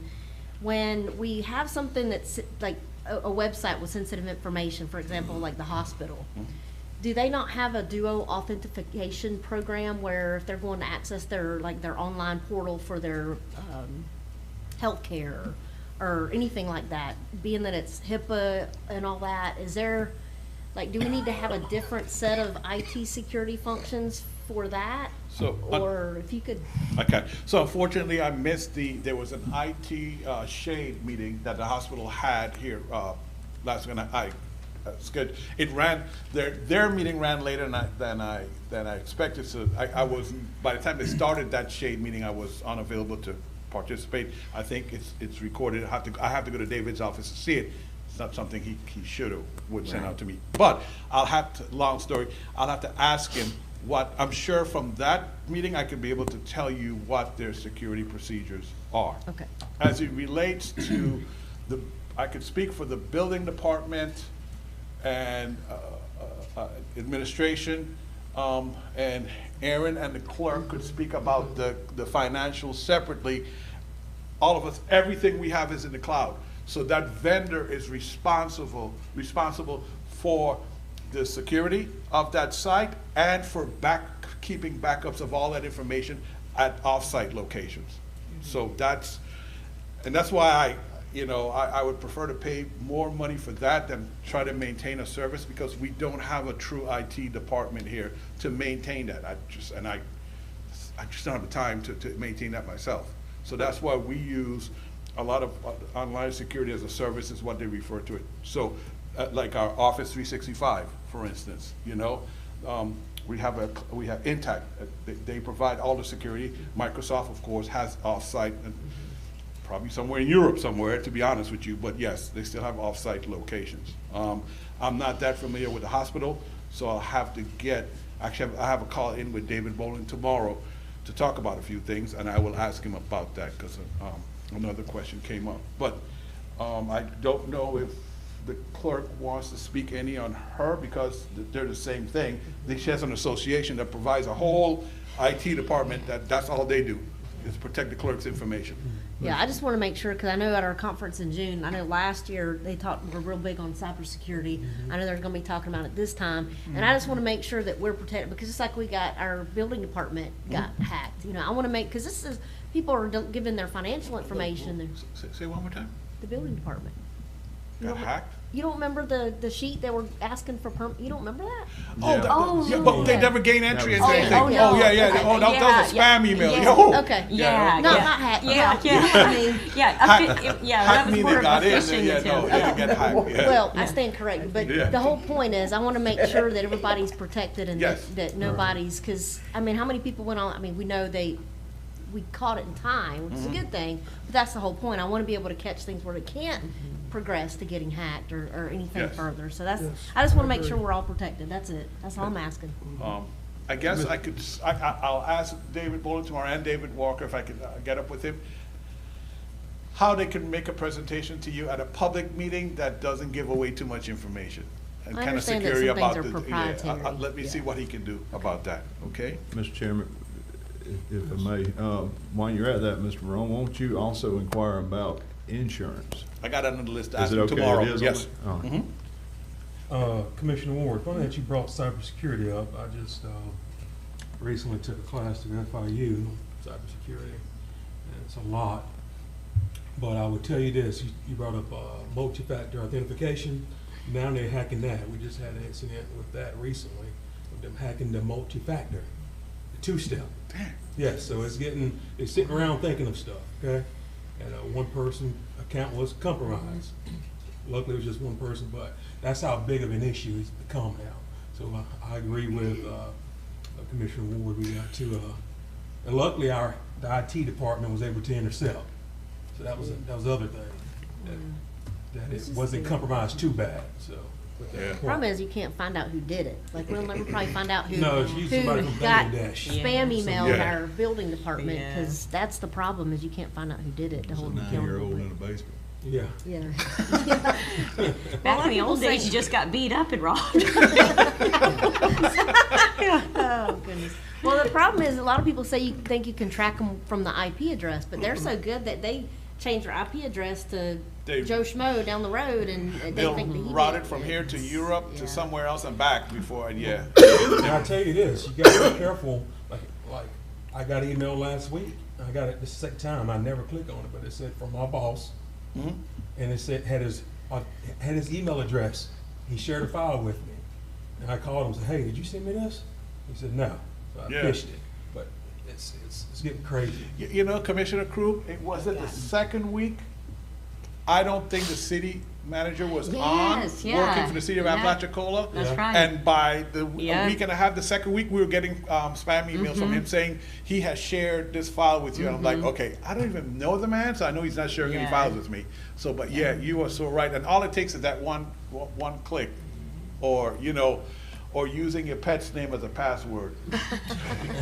You know, that will cause an issue, but yeah. Well, the No, problem is you I make got- fun of her, that commercial with that lady that used her pet name and she gets hacked, but anyway, yeah. So the problem is, I'm getting stuff from like the toll road. Oh, those phone calls, oh, yeah, No phone calls, it's text. message. really? Contact a certain, Oh, yeah. a certain law firm. In case anybody needs it, I just, all week long, I got somebody tell me, I have $75,000 sitting there, just give them a call. So if anybody needs some. What gave it away was the law firm was in California, so I knew something was Yeah. wrong, because they wouldn't be doing tolls for Florida. the Yeah, problem is, Mr. Chairman, you get Tolls in something North legit, Florida. and you're thinking it's spam, because I have, you know, get a lot of medical bills now for my ankle injury, and I'm like, is this spam? Is it really a bill? Right. yes, But you do get the ones that are actually legit, and you're thinking, is this spam? And you're afraid to open it or whatever. I don't know. I just want to make sure that we, and I know the clerk and everybody has their own little cybersecurity measures in place, but I just want to make sure that we're all trying our on best. the up and up. Yes, ma'am. Yeah, and Mike, just to drive home your point, there is very little detail that can be discussed publicly, because if you discuss it in detail publicly, obviously you. Right, Lost the shade. Right. Like, So it's probably maybe some one-on-one conversation. Probably That's better. probably the best Yeah, way to probably do it. better, you're right, probably be better, Well, my thing is, like I said, I just want to make sure we were on we are.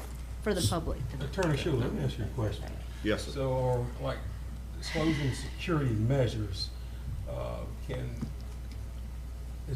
we exempt from public discussion from security measures?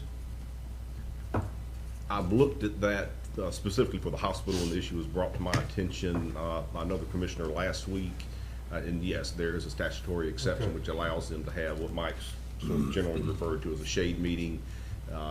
It's limited just to the board of directors, so I'm not, and I will need to look, Mike, first before you share any of those records with the commissioners, because there actually are, for example, like your shade meetings, if we're in litigation and I call for a shade meeting with the county commissioners, there's a very strict statutory process you have to go through in order to maintain the confidentiality of that record. And if I trip up as the attorney and don't check off all the boxes and allow someone to be present that's not supposed to be present, well, guess what? It all becomes an open record, open to the public. Plus, then you have to pay attorney's fees. So let me look at that before you start sharing any of those specific reports. Yeah, I wasn't planning to, I Yeah. had David reach out to them Okay. one-on-one, yeah. And the reason why I ask Attorney Schuler. So is the answer is yes. Like with the school board, they have executive session, and sometimes I can we exempt security, exempt from disclosing our security measures. Yes. In open setting, because I have to report, certain things. That's why I was wondering, is it the same thing? I've never looked at the school board. I would not be a bit surprised. I mean, given the cybersecurity issues being as important as they are, there's probably a state law for, how local governments and school boards and things of that nature. All it really means is the discussion is closed to the public, but it's still all on the record. It all has to be recorded, and there have to be minutes transcribed of the setting. And the whole purpose of that is if someone wants to challenge the validity of that shade meeting or executive session, closed session, whatever you want to call it. There's a record where you can then take it to a judge and say, well, Judge, here's what the statute says, here's what the record shows that we did everything we were supposed to, and the record remains confidential. So the answer would be yes, I presume, for the school board. I've just never had an occasion to look at it. Yeah. Commissioner Kroom, this might be minor in nature, but if you notice, I don't bring, when I have like a new camera system or security system, Right. I don't bring that to the board anymore, you know, just for a public discussion. I'll show it to each of you, you know, but yeah, it's, I try to, I stopped that a while back, to be very honest with you, you know, so. Again, it might be a minor thing, but everything helps, you know, protect us. Mr. Chairman, before we get away from the subject, also add to your list, ask them how they selected the consultant, the security consultant. Okay. Because to echo what the chairman was saying earlier about these advisory boards that we have, I don't believe it was discussed with the hospital board until post. So, you know, if we're gonna keep these voluntary boards engaged, there needs to be a clear line of communication. Right here. Thanks for bringing that up, Commissioner.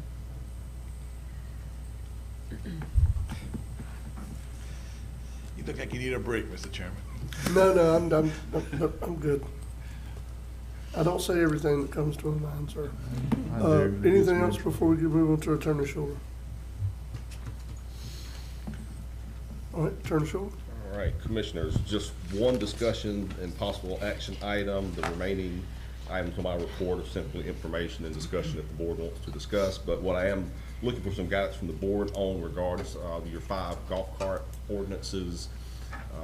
I've given you a list of the first golf cart ordinance that was adopted on St. George Island in 2008. And then the 5th and final golf cart ordinance was adopted for Lanark Village on October 17th of 2023. Each of those ordinances has a requirement that a person must have a driver's license. That's becoming a question mark in my mind with the update in the current golf cart state statute, which was enacted on October 1st of 2023. As you can see, 16 days prior to your last golf cart ordinance. Essentially, under state law, the current version of state law allows people to have a learner's permit as opposed to the fixed requirement for a driver's license. This is being brought to my attention and to yours because the assistant state attorney called me a couple of weeks ago and asked me to give him some input about the county's ordinances on that particular issue. So it just seemed appropriate to bring this back to you to get some guidance to see how you felt about and I will make a public recommendation that the board consider authorizing a public hearing so I can amend each of your golf cart ordinances to bring them in line with state law, which would allow people who have a valid learner's permit and under the age of 18 would also be able to drive golf carts in the areas and according to the rules and regulations that the board has otherwise prescribed in these 5 geographic areas. And just for the public, it's St. George Island, it's at least East Point north of Highway 98, Alligator Point, Ball Point, and Lanark Village. Mr. Chairman, I got a comment. Yes. Attorney Schuler, for one, the golf cart with a learner's permit, that means they're gonna have to have someone in the seat next to them with a valid driver's license, correct? No, ma'am. It just says if they have a valid learner's permit under state law, they're allowed to drive. It doesn't, the golf cart ordinance in state statute doesn't say that you actually have to have a person with a valid driver's license sitting in the golf cart with them. It just says the operator of the golf cart must have the learner's permit. I have a problem with that. I'm just gonna say, me personally, because I know golf carts are different than vehicles, but let's face it, golf carts are vehicles essentially. And I know that when I was driving and I was 15, I had my learner's permit, I had to have someone with a valid driver's license and seat next to me. Because yes, they have a learner's permit, they've kind of started the process of, knowing traffic laws, but they haven't passed the final exam. I don't know. I'm kind of conflicted with that, because I feel like if somebody has a learner's permit, they should have an actual licensed driver in the seat next to them. Because how old's you could be, 15 and have a learner's permit, right? The last time I looked, which was probably 45 years ago, yes. I haven't looked at that since I was 15. But I've never heard it being lower than that. I mean, it may be 15, it may even be 14, I don't know. But the point being that, and the only point being is the state legislature has amended the state statute regulating golf cart operations to allow for people with valid learner's licenses who were age 8 or below the age of 18 to operate a golf cart. The state attorney came to me for some guidance. My answer to him was, you know, the board has, under all of the current ordinances, required a driver's license, but that you also haven't had the opportunity to be informed of the change in state law and to consider whether you do or do not want to allow people with a valid learner's license to operate the golf carts in Franklin County or not. So it just seems appropriate to bring it back to you. And as I have pointed out in my report to the board, from the first adoption of the golf cart ordinance in 2008 up until the final adoption in October of 2023 for the Landmark Village area, the state law has said that the board has the authority to increase the requirement for the operation of the golf cart, and I've always interpreted that to mean requiring a driver's license. So we can be stricter, we just can't be more lenient. That's correct. That's why I've interpreted it, but since up until October of 2023, the state legislature had never had a specific provision saying a valid learner's permit. If the operator of the golf cart is under the age of 18. At one point it had said, and for many years it has said in state law that you can be 14 years of age and older and operate the golf cart. So the county has always had, you know, a bit more strict requirement of requiring the operator of the golf cart to have a valid driver's license. So again, that's the reason it came up. This was my presentation, and if the board wants to mull it over and think about it and decide at another meeting or make a decision now, I just wanted to bring it to your attention and with my recommendation. Attorney Schuler, Yes, sir. on same topic, but let's talk about letter B. It said, who is 18 years of age or older, he or she possesses a valid form of government issued photographic identification. So is that saying now that that person does not have to have a valid driver's license? They can have passport, U.S. passport, and concealed weapons permits considered as a valid form If they're as well. 8, So that's yes, what it's saying. Yes, sir. Okay. Which I don't like that. And either. I've provided a actual hard copy of that state statute provision. It's on page 5 of my report, and it's highlighted in yellow. So, but yes, I mean, once you're 18 years of age or older, then it doesn't even require the valid driver's license or learner's permit. You can be some other form of government ID, which would include, obviously, a driver's license. It would include a passport. Seems like I've seen people who actually have like a state of Florida ID, even though it's not a driver's license as well. Again, probably don't know traffic laws and don't know how to drive. I mean, I'm just throwing that out there, but. Just so- what the legislature said, and like I said, the state attorney came to me for guidance, and so it seemed appropriate. Now, I think they'll enforce it however the board chooses to. If you want to leave it the way it is, that's fine. I mean, ultimately, a judge will make that decision, but, you know, I do feel confident that when the legislature says in the state law, a local government entity may enact an ordinance relating to golf cart operation and equipment, which is more restrictive than those enumerated in this section. I mean, that has to mean something. You can't just read that and act like it doesn't mean what it says. I've always interpreted that to allow the board to avoid that 14-year age requirement, which had been the threshold in earlier versions of the golf cart ordinance under state law, and require the valid driver's license, which typically means you're 16 years of age or older. But the legislature did make this specific amendment in October of 23. Then again, since the state attorney just brought it to my attention, I thought, well, let the decision makers make a decision. In our current state, couldn't it be said, let me ask it the right way, that our current ordinances are actually stricter than state statute? Yes. Because we say 16 with a valid license, and if they're 16, then somebody that's Yes. over 18 has to be on the cart with them. Yes. We're actually stricter than the state statute, correct? I believe so, yes. Okay. And it's based on that language I just read to the board, but Since the legislature did make this change a couple of years ago, I want to bring it to your attention to see what the board wanted to do. Okay. Do y'all want to take action on it now or think about it and revisit it later? What y'all want to do? Mr. Chairman, I do have a quick question. So, say, I know every place is different in the county. So St. George Island, was, I guess, done in 2008. I know we talked about it. Can we make them all in line to say the same thing? I know they all pretty much essentially say the same thing, correct? They all pretty much say the same thing, in terms of, but they all require a valid driver's license. The one I believe, and I put it in here, I think. Yeah, for Alligator Point, Bald Point, and Lanark Village, there's a specific age that says 16 years of age or older with a valid driver's license. All the other golf cart ordinances require a valid driver's license, which my understanding is age 16 and above anyway. It's the same thing. Yeah, so it's a different way of saying the same thing. So I think they're all in, all your golf cart ordinances in the county are in line in terms of requiring a valid driver's license. Okay.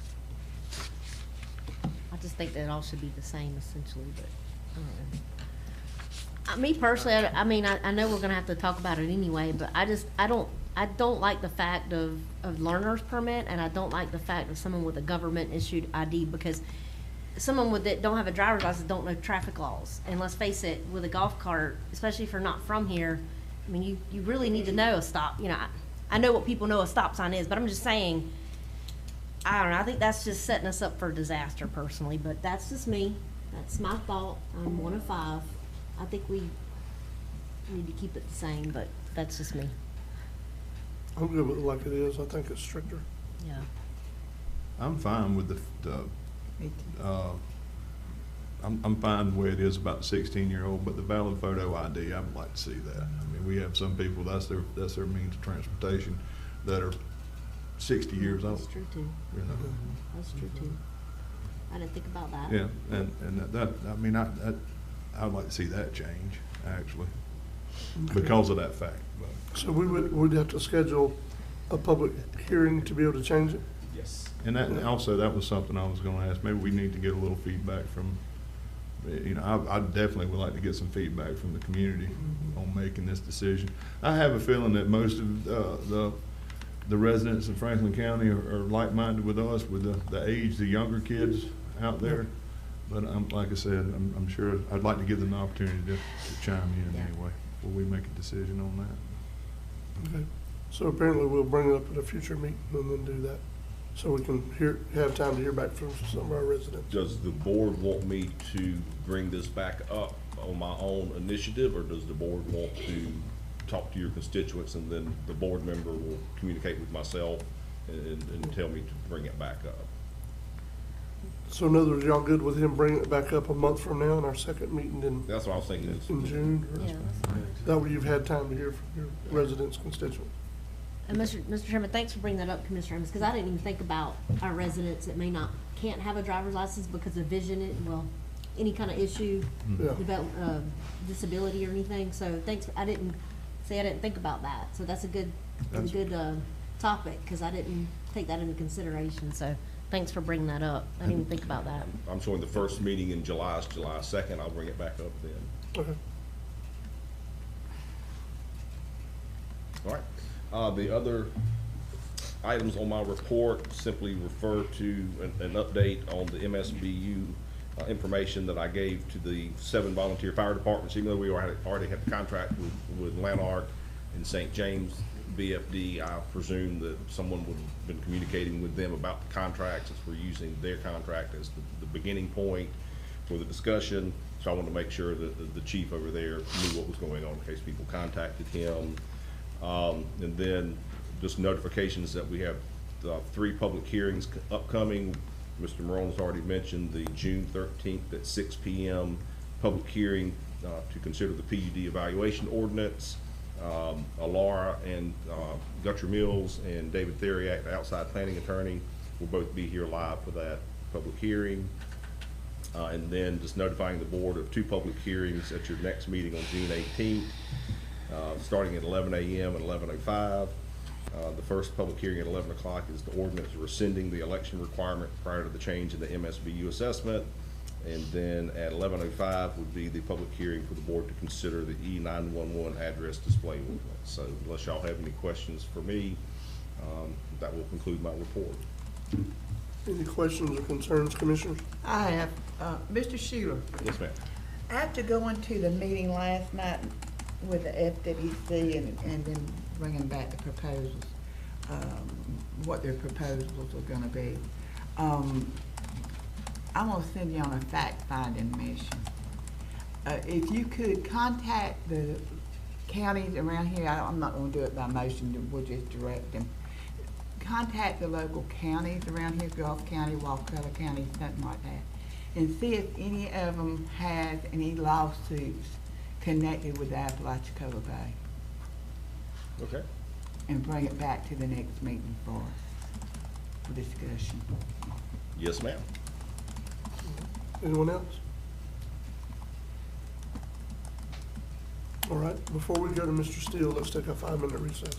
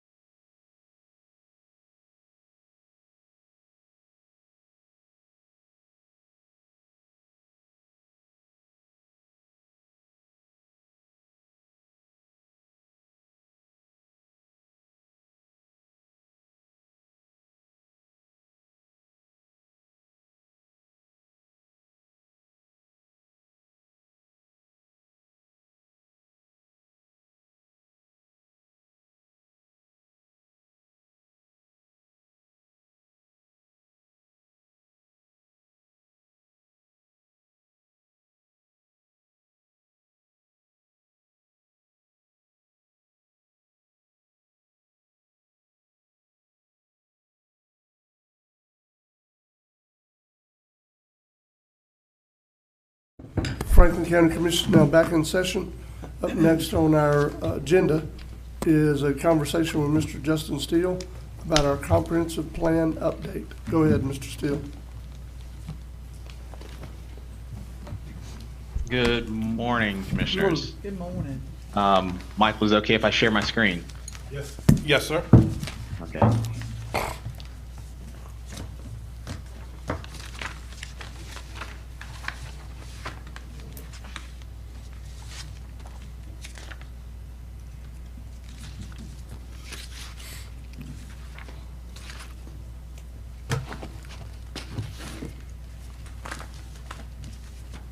Okay. Do you currently see the Franklin County recommended 2025 comprehensive plan update, June 4th, 2025? Yes. Yes. Perfect. Okay. So this morning, I'm going to skip over the minor changes. That includes updates of commissioners' names, timelines that have expired, but policies that should continue, minor grammatical errors, deletion of duplicative policies, adding links for quick reference to Florida statute and Florida administrative code, addition of the adopted capital improvements plan. The capital improvements plan should be submitted to the state yearly, however, and included in your comprehensive plan for a 5-year time period. However, currently it is not in there. The county adopted and updated their capital improvements plan last year. And then updates to references to Florida Administrative Code, department titles, and agency names.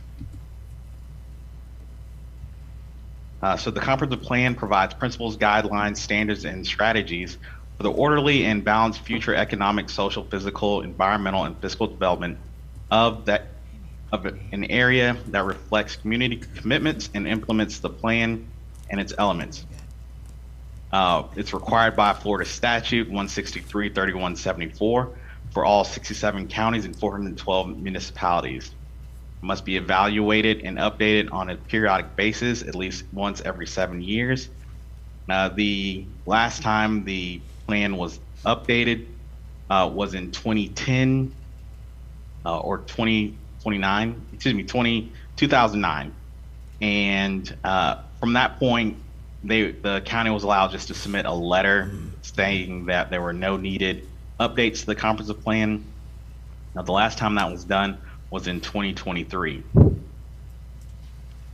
Once your comp plan or any additional policies are updated, if it's necessary, within 1 year after submission of its new or revised comprehensive plan, each county shall adopt and amend and enforce land development regulations that are consistent with and implement its adopted comprehensive plan. So there are, these are the elements of the comprehensive plan.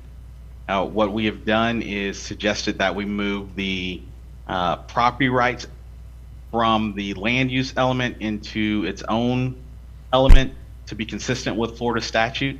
We'll get to that at the end. These are the sections we'll go through today. So the first policy is adopting a maximum building height. Currently in your land development code, that building height is 47 feet. So what we're doing is implementing that into the, or suggesting that that be implemented into the comprehensive plan to be consistent with the land development code. Now, the second suggestion is that an adoption of an accessory dwelling unit is included. Now, the square footage is something we've talked to the building official about, but of course that can always be changed. In Florida statute, if you include an accessory dwelling unit as part of your comprehensive plan, you don't necessarily have to include that as part of your density calculations. So you could consider this to be a granny flat or a mother-in-law suite, or you could use it for accessory or workforce housing. And by doing that, you there's some stipulations that the building department would have to accommodate. We've worked on an ordinance that would kind of address these issues. It's not complete at this time, but it would exclude St. George and Island and Dog Island. The next policy would be, I'm sorry, that's a repeat. The next policy would be policy 3.4, which prohibits maintenance dredging in seagrasses if seagrasses are present or requires replanting at a 1-to-1 ratio. This policy is repeated throughout in different formats in different sections of the comprehensive plan. However, this would give an option if there are seagrasses present and there's no way to get around it, that then you could mitigate that by a replanting. Good. There were no major changes to the traffic circulation element. The housing element, this is policy 2.2, and we're just continuing, the county shall also ensure that these practices continue to evolve as new best practices emerge. So you're looking at what you already have in place and saying that if there are circumstances that changes, such as the coastal hazard CHHA changes, then the county could revise this. It also includes the new designations of extremely low and above 140% for affordable housing. The next policy is policy 2.3. We're just updating the name of the Franklin County Community Development and Land Trust Corporation.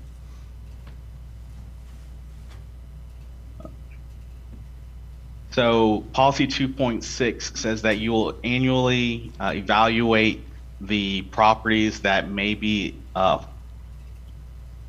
appropriate for affordable housing, and kind of gives a priority list of how that property would be used.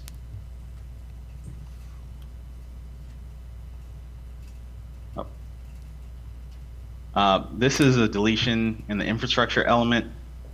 The county shall complete its East Point stormwater study by December 31st, 2009, and shall consider its recommendations to implement.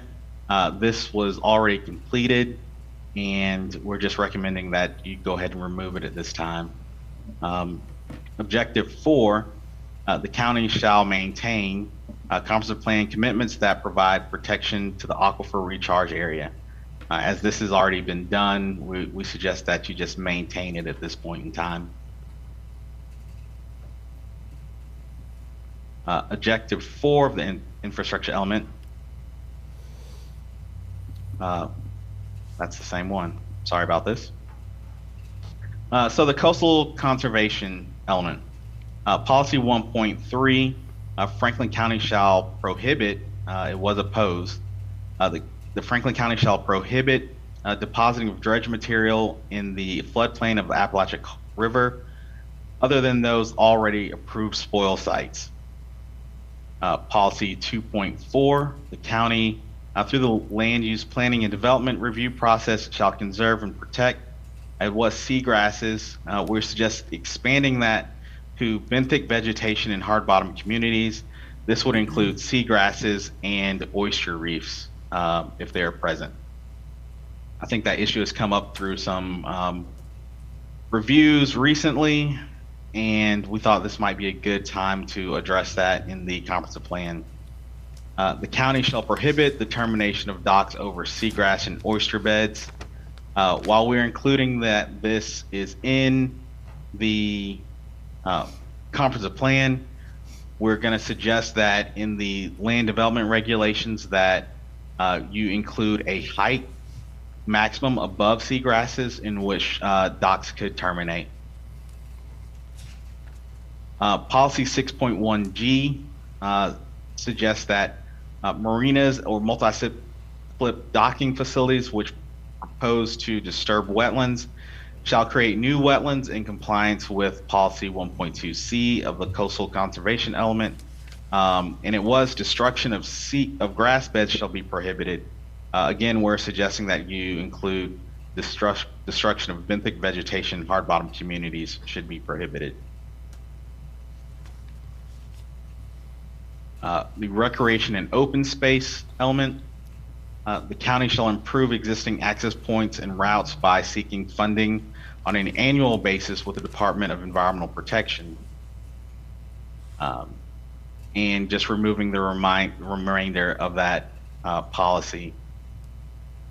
Policy 4.3, county shall continue to cooperate with the, and we're removing National Forest Management and National Estuaries Wildlife Refuge, and suggesting you include several different agencies that may have an impact on this or may benefit from this, including Appalachian National Forest, Tate's Hell State Forest, St. Vincent's National Wildlife Refuge, and Appalachian National Estuaries Research Reserve and FWC in planning for resource-oriented recreation. The capital improvements element, this is just removing some of those time periods that were suggested from 2009 to 2014, and just saying that you're going to continue that practice. And then policy 4.4, removing that Franklin County shall develop a recreational park in the city of Carabel to include at least 3 Little League baseball fields, as that policy has already been addressed. And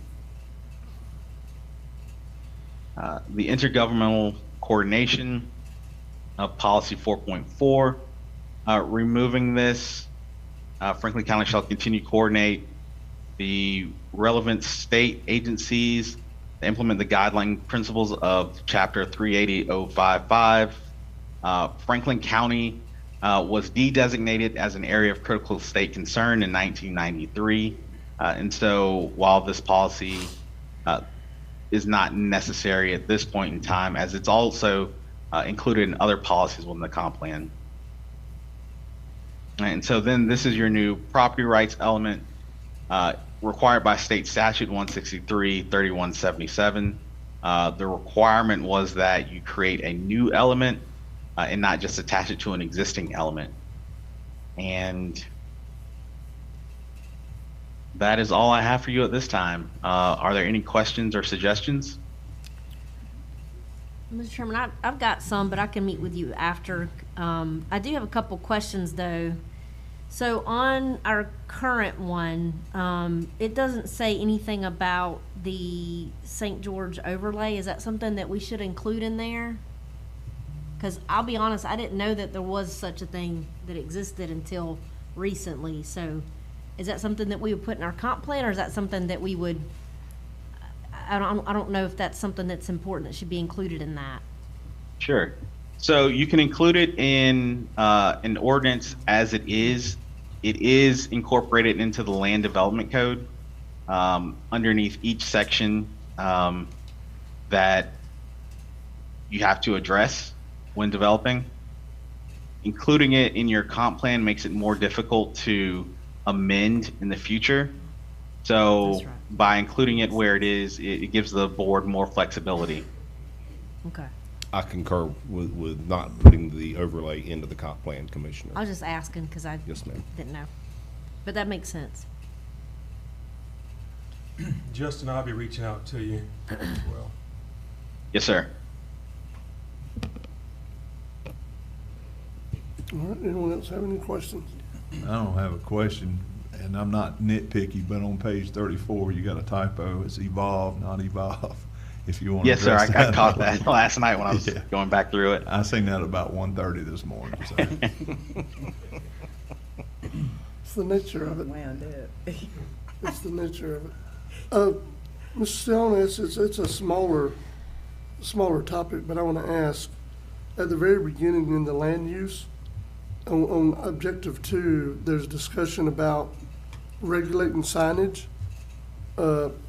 It says signs are allowed in commercial districts.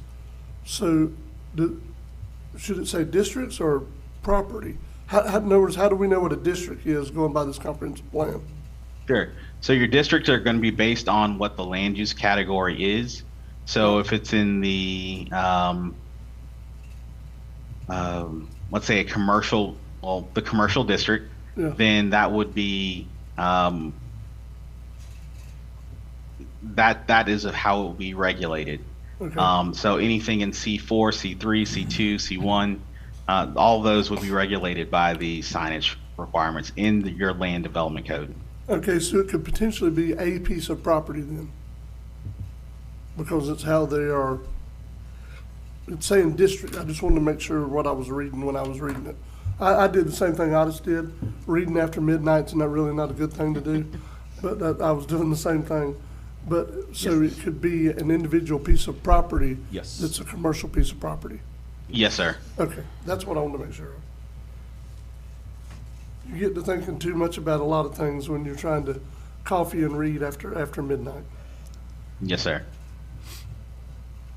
All right, any other questions for Mr. Steele? I do, Chairman, but like I said, I'll wait till after the meeting. And this is just a draft, correct, Mr. Steele? Yes, sir. These are only draft recommendations.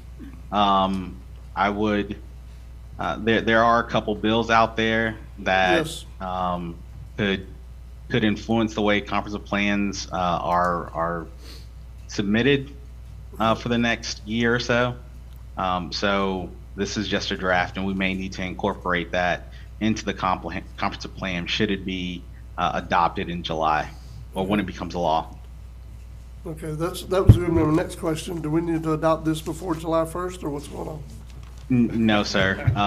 My suggestion would be waiting to see what happens Yes. after July 1 Right, and then move forward. okay. Thank you very much. It was really good, and it was a good presentation. We appreciate it, Justin. I tried to keep it short, thinking this was going to be a long meeting, but You did good. It's been a long meeting. It's been 2 hours. That's a long time. And Commissioner, he does have two more items for you that he didn't, Oh, that okay. didn't list on the agenda. All right, go ahead, Mr. Steele. yes, sir. So there was a land use verification letter that was prepared for a property or project that was approved by the board. I provided the ordinance numbers and said when it was approved by the Board of County Commissioners. This was the Serenity at Seaside PUD, just to help with that. That's consistent and normal with planning practices, just to say what the board has previously approved. Okay, The second item is at the June 20th, 2023 BOCC meeting, the board voted to approve a commercial site plan for a convenience store. They are looking to move forward. This was a non-major site plan review, and so the 6-month timeline was not included as part of that. That's only for your major commercial site plans that are in greater than 15,000 square feet. And so there was concern about the stormwater at that time. The stormwater size remains the same. There has been a slight reduction in the building size, and one of the gas pumps moved out. I think I can share the name of the store at this time. They're proposing a Sunstop gas station. Yes. And so I just want to make sure the board is aware of that they will be pulling permits soon. This will be at the corner of 98 and Begonia. okay. Well, just to give you some background to that, Mr. Steele, when we first approved that for the first landowner, it swapped owners since then. It was actually approved initially before Hurricane Michael. Okay. Yeah, just so you know. Yeah. It's been a minute. We wanted to make sure that you were aware of it and that there were no issues that might come up from neighbors or anything. No. Okay. Anything else? No, sir. All right, Mr. Steele, thank you. We appreciate it. Thank you. That's right there by the Family Dollar. Yeah. That's going to be a Chick-fil-A, a Burger King. That's what it's gonna be. I've heard so many there. Taco Bell, yeah, I remember that. Mr. Chairman, Chicken Yeah. I'm trying to figure out how to stop sharing. Sorry. You're good. if it's a problem, let me know, I'll get that done for you. Before you go to Commissioner comments, Fonda had sent me a text and I didn't see it until now, earlier this morning. He wanted to let the board know that district games will be held in Carabel at Kendrick Sports Arena starting Friday at 7 p.m. and then 9 a.m. on Saturday. Is it baseball, softball, what are they That's the doing? Dixie. The Dixie, Yeah. I believe. Is baseball or softball or Oh, I'm sorry, he didn't say, so I'm hoping, baseball? Okay. Dixie, baseball, yeah. Okay. I'll text and ask him and then see what he That's says. all good. Okay? It's probably, the commissioner's probably right. He's pretty tied into that stuff.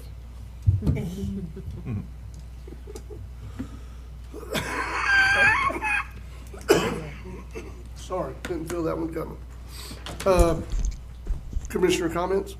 Just one, for me, Chairman, I've gotten a lot of calls and texts about, apparently, on Bear Creek Road, the state is blocking off the access to the woods back behind, Bear Creek.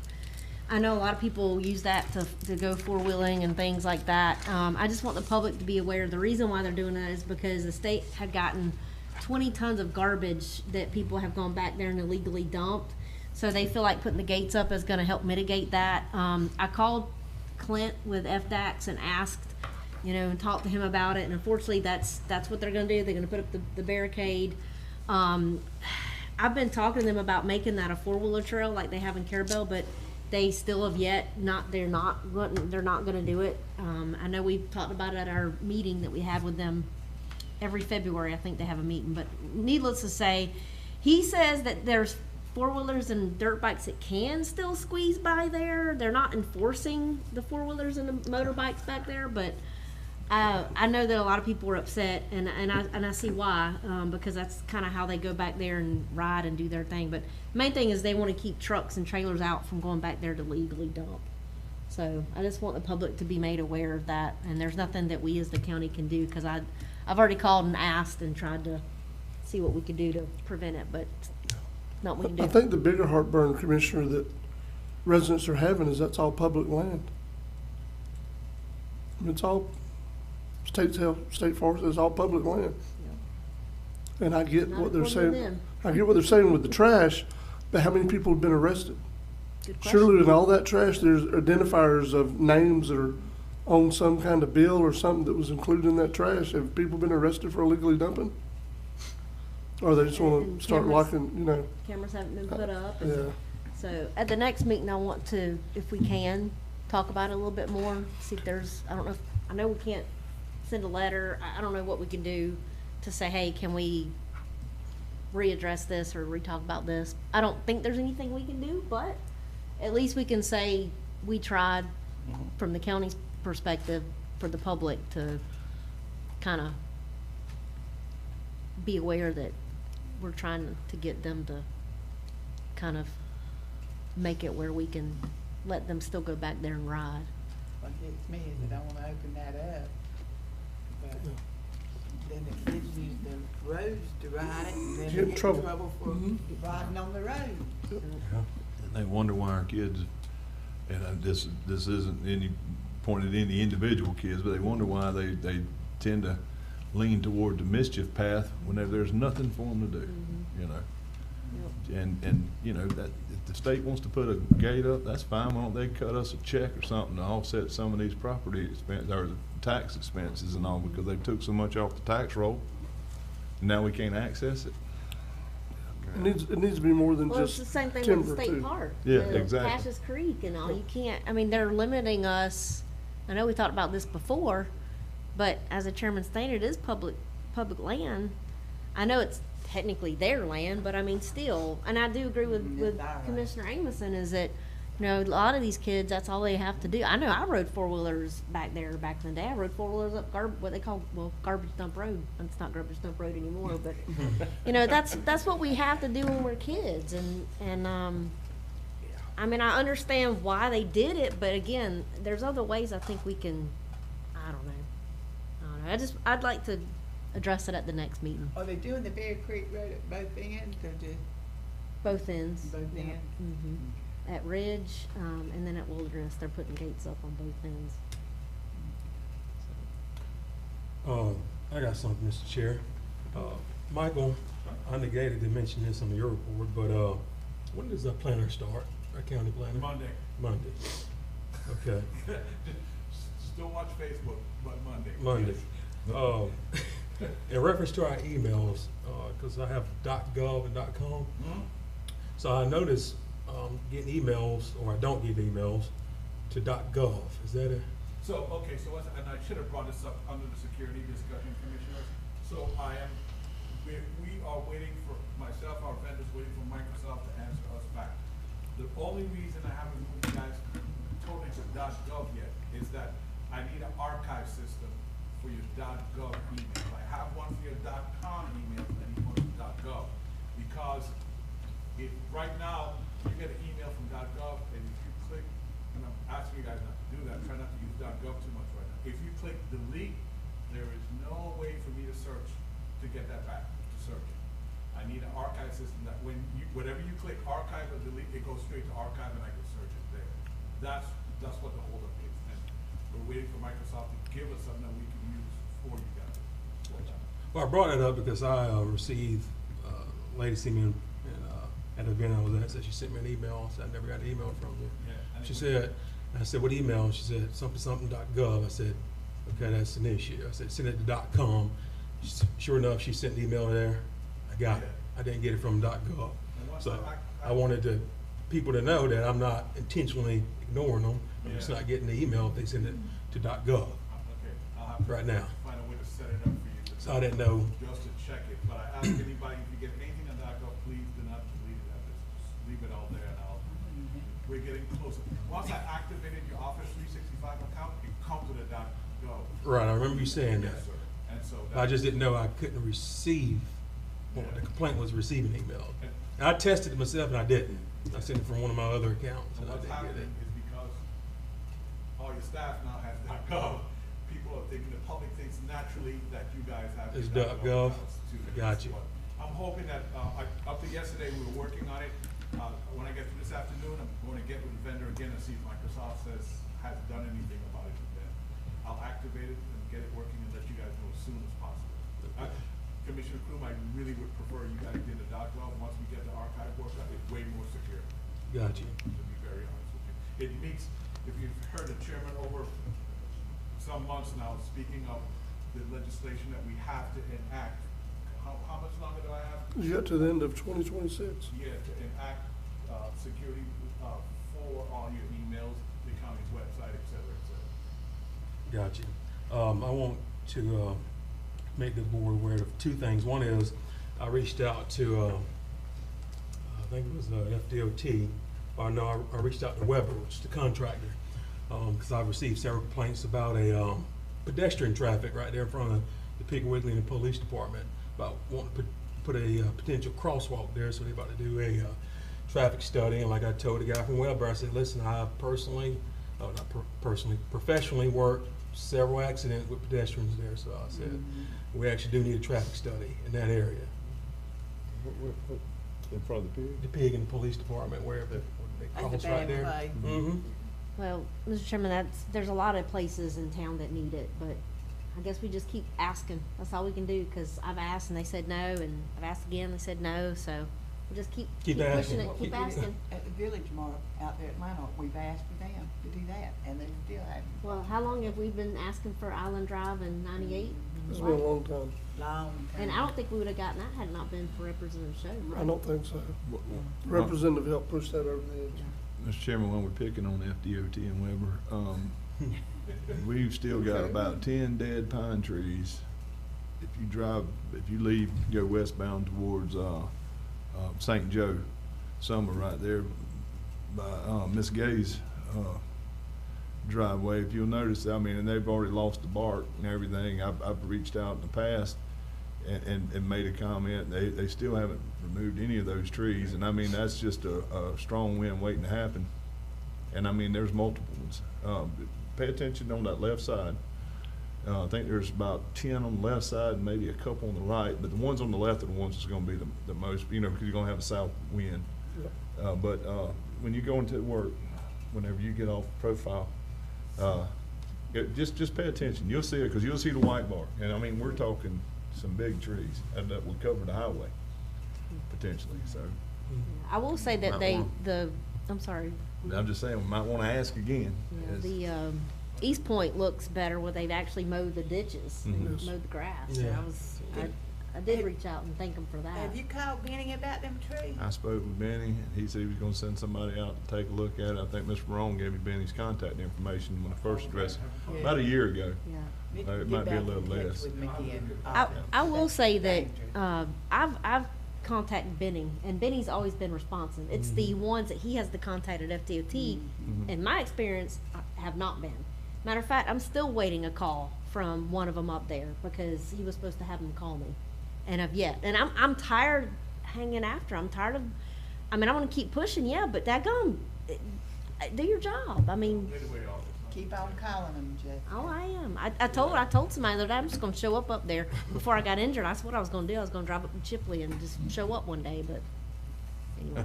I'll put somebody in your commissary, Commissioner. In talking about the 98 corridor, you've got a lot of trees, west and to the east, that are like that.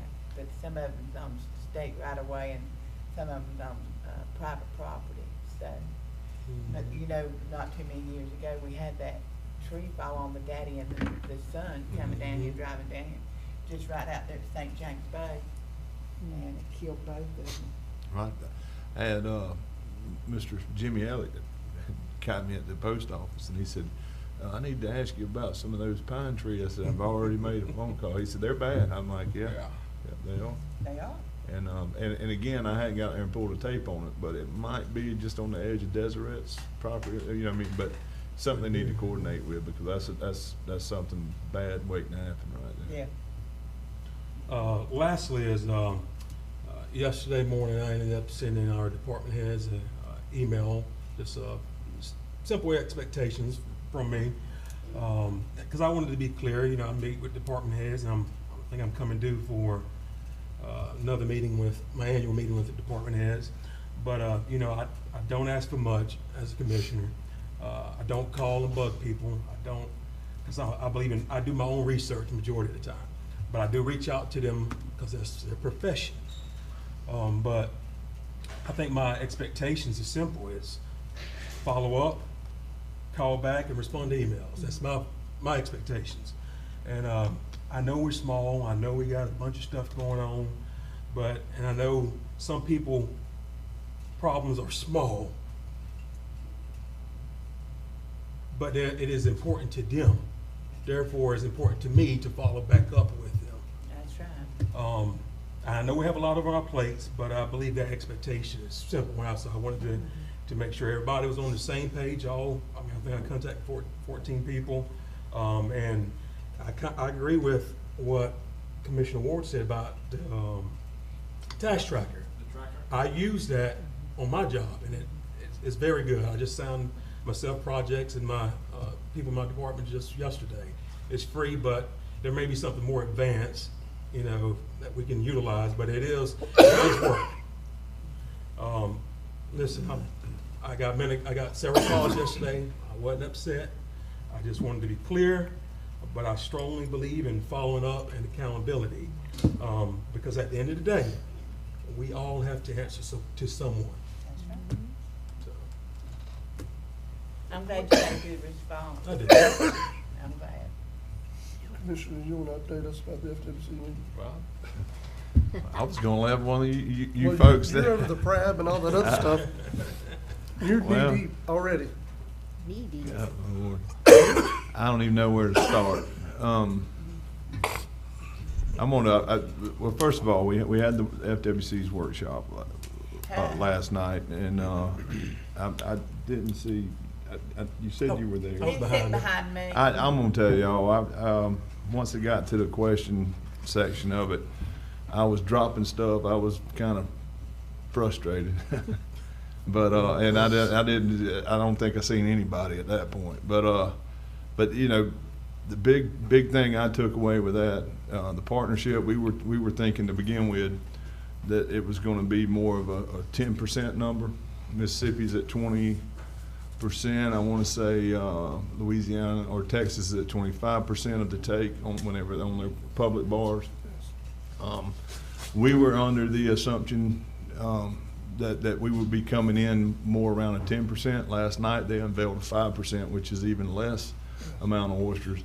And again, we're talking less than 40 or less than 50 acres of bars. And I do have a bullet, a chart that shows which bars have met that 400 bag threshold, because a bar's got to have at least 400 harvestable bags on average per acre, you know. And we only have 4 that meets the threshold. That puts us at less than 50 acres of harvestable bottom.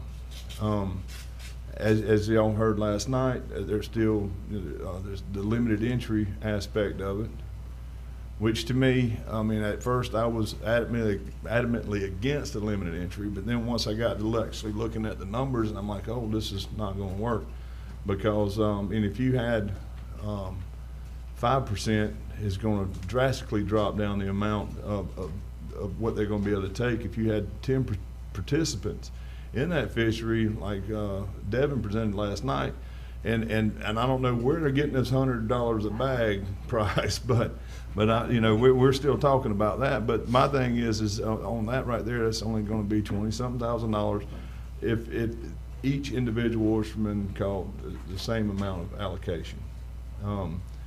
You know, if you do the actual math, and I figured it up myself multiple times, at 10% with a $60 a bag average, it's still the same amount of money basically. The RS aspect, I had multiple conversations afterward with Miss Erica, and that RS to me and others, I think that in 10 to 15 years, if they do put oysters on a restricted species, and you have to have an RS endorsement to catch it, that fishery will be done in 10 to 15 years. When the folks in that room, and I hate to say it this way, have you know, can't physically do it anymore, or passed on or whatnot, that's it. Because anybody behind that will not be able to qualify an RS endorsement. Because literally everything that swims in that water, you have to have right now an RS endorsement to catch it, outside of alewives, bait. That's the only thing I can think of. Shrimp's restricted, flounder, mullet, anything that's going to go on a plate's restricted. So if they put oysters on a restricted list, in 10 to 15 years, you won't have a fishery in the state of Florida. I mean, I don't know the recreational side. You know, they've got. I've got some mixed feelings on this, and I'll just be upfront with y'all, because you know, if that 5% is 5%, whether it was commercially caught or whether it was recreationally caught. So once it meets that 5% threshold, it's shut down. So the more recreational that is taken, then that's going to decrease the amount that somebody's going to be able to feed their family, you know, and pay bills. So that's why I'm kind of torn between that, because me personally, I like the idea of being to go hog up some oysters or whatnot. I don't think I'm going to hit any tones with the surgeries I've had, trust me. But you know, I mean, I'm just, it's a push and pull on my heartstrings with that part of it. I don't know how they could track it with recreational. Again, that's going to be more discussion down the road. I don't know. I'm going to tell y'all, last night I was just, like I said, I told you, I was up till 2 this morning. I could not shut it off. I was just really upset. I don't think our community understands what's going on. I mean, there's so much divisiveness in our community over this issue, and I understand it, but nobody is on the same sheet of music, and that does nothing but weaken us as a community, and I don't know if it's, and I'm not pointing out any particular people. I don't know if somebody wants to be able to put the crown on their head and say, hey, I'm the one that got the bait. I don't care about any of that. I just want the bait back. And the only way that's going to happen, and y'all know this, is if we get material in the bay. You can go on social media and you can see experts all over that, you know, this is what needs to happen, this, but at the end of the day, all of this is a moot point if we don't have material in the water for an oyster spat to attach to. And I don't care if it's an oak tree, I don't care if it's a limestone, if it's oyster shells, if it's a concrete, it's got to, there's material's got to be out there. We have 10,000 acres of historical bars, and only 500 acres has had any material put on it. And those were pilot studies. Our community thinks, as a large portion of our community thinks that there's been a restoration that's took place, and no restoration has taken place.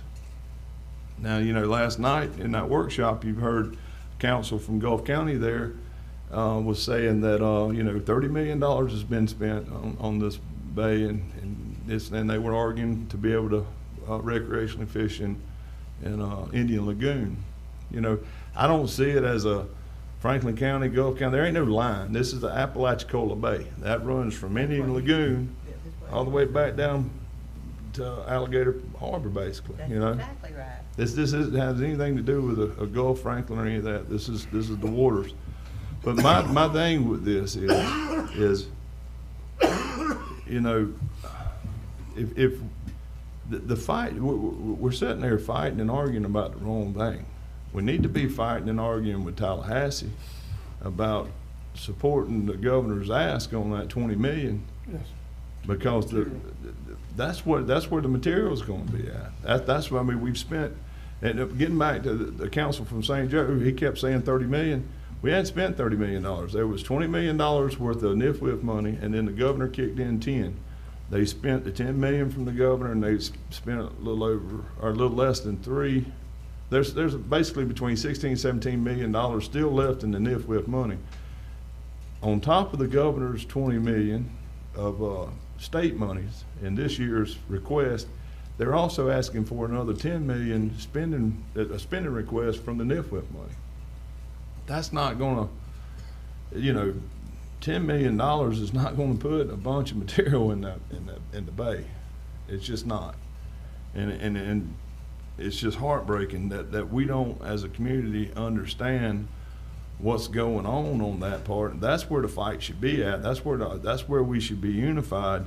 But we're just too divisive. Our community is just too divisive, and it puts off a bad impression with Tallahassee. And I hate to say this, but I believe the political powers to be uses that to their advantage, because they can say, oh, well, they can't get their act together. They all want to argue. I mean, we heard that at legislative delegation. I did.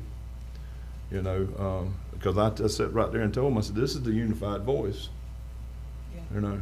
But then what gets me honest is when you all, the absent, you and Betty and all of y'all, and then when you're sitting there and then all of a sudden something comes down that you thought you were informed on, and then like the RS stuff last night, it's not unified on all fronts. You see what I'm saying?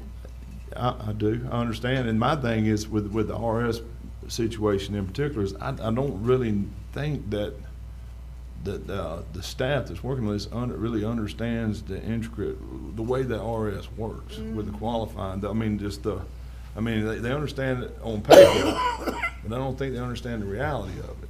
You know, and I made this comment earlier, which I can, Attorney Sheila, because we're not voting on anything, but. You can't walk out of high school and say, hey, I want to go oystering, because the state will gladly take your money for an SPL. But that SPL ain't no better, it's worthless, because you don't have an RS endorsement. And the only way you're going to get an RS endorsement is you got to show where you made $5,000 the previous year. Yeah. So that, you know, it's you know, they were not even issued a SPL. How are they gonna do that though, without the fishery being open? Well, what they're going to do, they're proposing to do as of last night, is anybody that had an AP number prior to the closure can get an exemption for 1 year. 1 year. So, But it adds no new people after that first year. see, and this is the thing. Now think about it like this, and this is what I explained to Eric and them. I said, this is wonderful. Now, think about this right now. You got, I think they said there was 150 oystermen before they closed the bay down, which is not, that, no. There were But, 150 license holders. yeah, license There were, holders. yeah. And I understand what they're saying, because multiple people may have 2 or 3 different licenses, Yes. you know. But the reality of it is, this is the easiest way to explain it. Okay, if you got 150 people that had an AP number, and then you turn around and give every one of them exempt them and give them all an RS for 2026, but you only take 10 of them and allow them to go oyster. Well, how's the other 140 going to qualify that permit They're not. to That's the to problem. maintain their, They don't. and that's when they said, well, they can go, you know, they can go do some other fisheries because now they have an RS endorsement. And I said, do you mean to tell me that they're gonna, no, okay, I said, let's just take shrimping, for instance. You talk about having to have some money to buy into a fishery, go price a shrimp boat. Yep. And the gear and everything. So they're not gonna go shrimping. Floundering, they're not gonna, you know, are they supposed to quit their job to go try to justify making $5,000 to qualify this RS? As I say, they're working in construction. What are they gonna do? Tell their boss, hey, I need Tuesdays and Thursdays and Fridays off this week because the weather conditions look good. I might be able to go get some flounder. What's that boss gonna say? Well, you go flounder and I'm gonna hire somebody else because I gotta have somebody driving some nails. And you know what I'm saying? It doesn't make sense. It doesn't. Now, I did ask, you know, Erica told me, she said, well, do you have any, you know, solutions to that? I said, I don't know. We have to have some discussion, more discussion. Let's float an idea of having a shellfish license, just a strictly for shellfish. Then every year you can add, you know, participants to it. Now you can go base that off landing histories in the past, you know, and go back into a lottery system. Now the problem there is that it's not just Apalachicola Bay. They're looking at it from a statewide perspective on the licensing. So I don't know what happens in Cedar Key, and I don't really care. All I care about is Franklin County. But from the state perspective, FWC perspective, the licenses, I'm assuming they're going to have to do it as a whole. I will tell you all this. I was kind of deterred last night because I brought it up about the 100-count bag versus 60-pound bushel. You know, a lot of the stuff they were talking about with the having the, you know, culling off the 2-inch material and getting that culture back on the bar. If you went to a 100-count bag, that would alleviate that. You know, and not only that, a 100-count bag.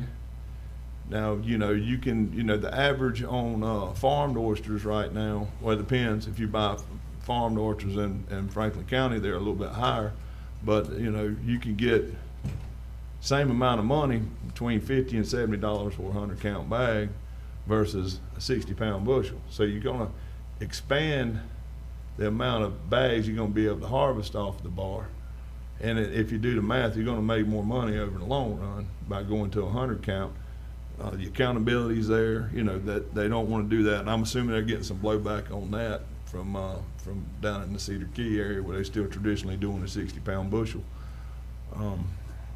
I'm just, you know, I'm trying my best to stay motivated with this. But our community really needs to get our heads out of our butt and let's get together and rattle Tallahassee, because all of this that we're talking about, 100-count bags, SP, and the day it's going to open, whether it's October, January, it don't matter if we don't get some material in the water. Because I can tell you right now, they can open it wide open and no more material than they put out. And not a shelling program or a culturing program to back it up and get more material out.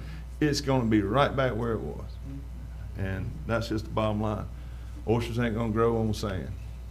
Well, and it's like you was talking about the RS, the restricted species. I know a lot of people that had to let their restricted species go because they couldn't make the 5,000. I did. You're talking to one. Yeah, you make the $5,000 to do Huh? that. People don't understand that. It's a lot different. It may look good on paper, but is it actually going to work? Yeah. You know what I mean? And that's one thing I explained to Erica, you know, years ago when I was moonlighting and working my butt off. You know, I was just like everybody else. In my early 30s, I had 2 kids, scared to death, trying to pay everything off, you know, so I'm working on weekends, nights. I had an RS. I grouper fished. I mean, when I went into fish house, and I told Eric, I said, about killed myself just to try to keep that qualified. There's no way you can be. I can be in my job and try to worry about qualifying this permit at the same time. That's why I was getting back at it, with somebody that's got a land job that's having to pay their bills, because the bills ain't stopping. They ain't gonna wait for you to go out and qualify $5,000 worth of fish. I mean, so you're talking, when I finally just let my RS go. Hell, it was like 3 years ago, I quit getting my SPL, because why have an SPL if you don't have the RS endorsement, there's just, it's either going, and there was some in the first workshop, and I'm not sure who all was there, but I think Mr. Polis made a comment about it's going to have people going out there doing dummy reports and stuff like that to help people qualify their permits. And he said, y'all going to force us to lie. And in a way, he's right about that, but in the other way, he's not, because most of us is all now having to move to an electronic reporting system. So you're not going to be able to go in there and pencil anything up. But I just think, honestly, the RS is a big one. And I told Erica, I told John Kramer, and a couple others sitting there, I said, I'm just going to be up front with you, because that's who I am. I'm going to fight y'all to the bitter end on that RS. Because to me, that's going to shut the fishery down. It's just done every other fishery. Yeah, it has. Done every other fishery every time they've done that. But it's disheartening. I mean, I agree, and I sat there, I heard what Chairman Jones had to say last night about being there when they closed, being the chairman when the FWC said we're going to open it up in 26. It's 5 years, and there's a million excuses out there why we don't have material in the bay. COVID, I've heard it all, but the fact of the matter is 5 years, and all we got to show in 5 years, and when I say $13 million, is 500 acres of bottom, and only 40 or less than 50 of it's going to be available in 26. Because they said some of the, if you noticed last night, what they were doing the target areas and stuff, some of those areas are not responding. Mm-hmm. And it's like 3 Well, of them. that's going to be sporadic though. Yeah. Because I mean, you're dealing with Mother Nature. There may be some reason why that's not responding right now, but next year it's liable to pop off, and something over here that's been doing really good is going to falter a little bit. But that's the part that got me though, honest, is it's taken this long and all you've got to show is this. Yeah. You know what I'm Oh, saying? that's disheartening. But I'm one of those, I ain't looking back. I'm trying to look forward. That funding is crucial, because we've spent this money and this time to prove that it's a viable ecosystem, that it justifies spending money on material, and then we get to the point to spend material money and it's gone. There's nobody there. The House and Senate don't want to support it. And I don't think they realize the economical impact that it has on the whole state, really. Because I can tell you this, with no more oysters than what's going to be allowed to be harvested, a lot of those oysters are not going to leave the state of Florida. That's going to be in Florida restaurants, because I feel like it's going to be a strong marketable product. It's going to be very limited, so you're going to have people out there that want to say, hey, look, we got Apalachicola oysters. But now, given the fact, going back to the $100 a bushel thing, they still got to make money. So that's going to drastically shrink. But that's one thing that kind of rubbed me wrong in a way, because think about it like this: if you got these oystermen sitting there saying, "Hey, we're going to base these decisions in Mashing-Little Clicker based off $100," the state can't control how much the oysters are being sold for. The market's going to dictate that. So why would you not go in and lowball that? And then if it's increased down the road, that's just icing on the cake. Well, honest, didn't you say one time that we need to be able to get those oysters during a time when the market wasn't flooded here? No. Is October and February gonna be doing that? October to February is traditionally that's when you're going to get the most value for the oyster. Okay. That's where, The most demand. that's the most demand. Those months right there are the months that's gonna bring the best bang for your buck, you know, and, you know, it's just, I don't know. But you can I'm only get on- this much, I don't know. Yeah, I mean, you know, I think that most of the oysters are gonna stay in the state of Florida, get back, and the senators, the Senate, the, House of Representatives, they all need to understand that this is gonna affect this is gonna have an economical impact on the state, either good or bad. I mean, it's already bad for us, but I mean, it could be potentially good for the state. You know, you know, you'd be amazed at the amount of questions I get asked about the Bay, even before I was a county commissioner.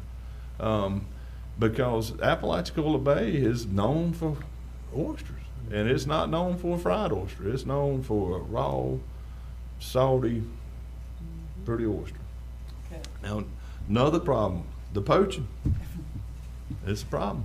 Well, I mean- We addressed this in the partnership. You know, we've got a Facebook page with the partnership, so we're trying to disseminate as much information as we can. And the communications group was working on how to address or the outreach committee, I'm sorry, or trying to address how we can, you know, sugarcoat it about, hey, if you steal it today, you won't have. And you know me, I said, just say it like it is. Quit stealing oysters. Stop. You know, don't try to sit there and appease it. Just address it. You know, it's a problem. A lot of these areas they're saying is not performing. It's because they're getting took.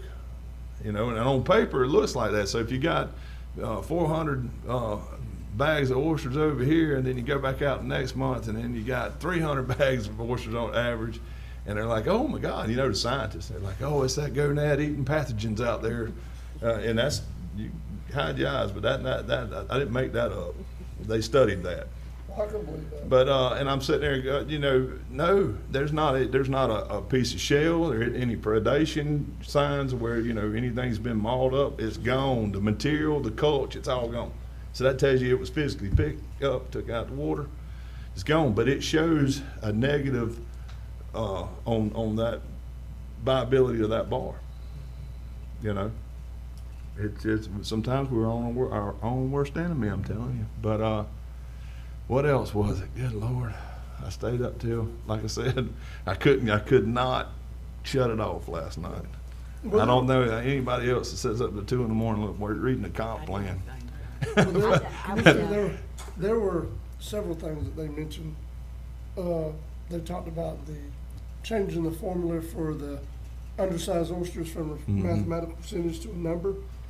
I think that's good. It's good to have a bright line, but I think that number was too small. You made a good point with that. You know, but just different stuff. So, but at the end of the day, the overall thing I took away from the workshop is they're talking about opening the bay. Yeah. So at the end of the day, I mean, it's not going to be, it's never going to be 100% the way we want it to be. We can still fight for it because there's still time for maybe some of these things to be changed. But I'm optimistic that I shouldn't open the bay. I can't tell you that I've been that way the whole 5 years. And it was better than the last discussion, because the Yes. last discussion, Matt, they didn't even mention that. Yes, no, they didn't. Oh, wait. I'm like, wow. So, I'm gonna tell you, I there was never a doubt that there was gonna be opening. It was just gonna be what the opening looked like. You know. that was my next question. So everything, there's what, 2 more workshops before the There's August? a virtual one tomorrow. Yeah. Okay. That's the last workshop, isn't it? That's it. And then we have the commission meeting in August. Quincy in August. Yeah. So it's within driving distance, and I would really hope that we have more people show up from our community by it being so close. The last one in Tallahassee, we were up there, and we looked in the crowd, and that really kind of just hit me in the gut, because if you get on social media, you see a lot of people talking, but they can't get in the car and drive an hour and a half. Hell, they could have called me and rode with me. But you turn around and look, and the first person I saw was our mosquito control. Mr. DeWitt was sitting there smiling. I was like, well, that wasn't who I was expecting to see. I was hoping to see some people there. That was my ride that day. I really Well, did. I'm just saying, you know, it's really, just so discouraging whenever they literally have a commission meeting an hour and a half away from your front door. But you wanna sit here and beat everybody up, and, I mean, but you can't come up there and talk to the commission, cause they're the ones that's gonna make the decision. They are the ones. You know? And with that being said, everything that they've gotten or received public input from these workshops, they're taking to the FWC commissioners and for the meeting in August, correct? That's correct, yeah. So, that's the time frame there. Hopefully, we can have a better, show. I definitely would, gonna be there. And I told Eric, and then I said, and you can get ready, because it's gonna be, as far as I'm concerned, it's gonna be RS, because I'm gonna try to explain this to the commission themselves, and how this is gonna just close the fishery off, and, you know, it's just gonna pyramid it right on out, basically. There was something else I was gonna say, and I got squirrely, but, I think that's what they want, personally.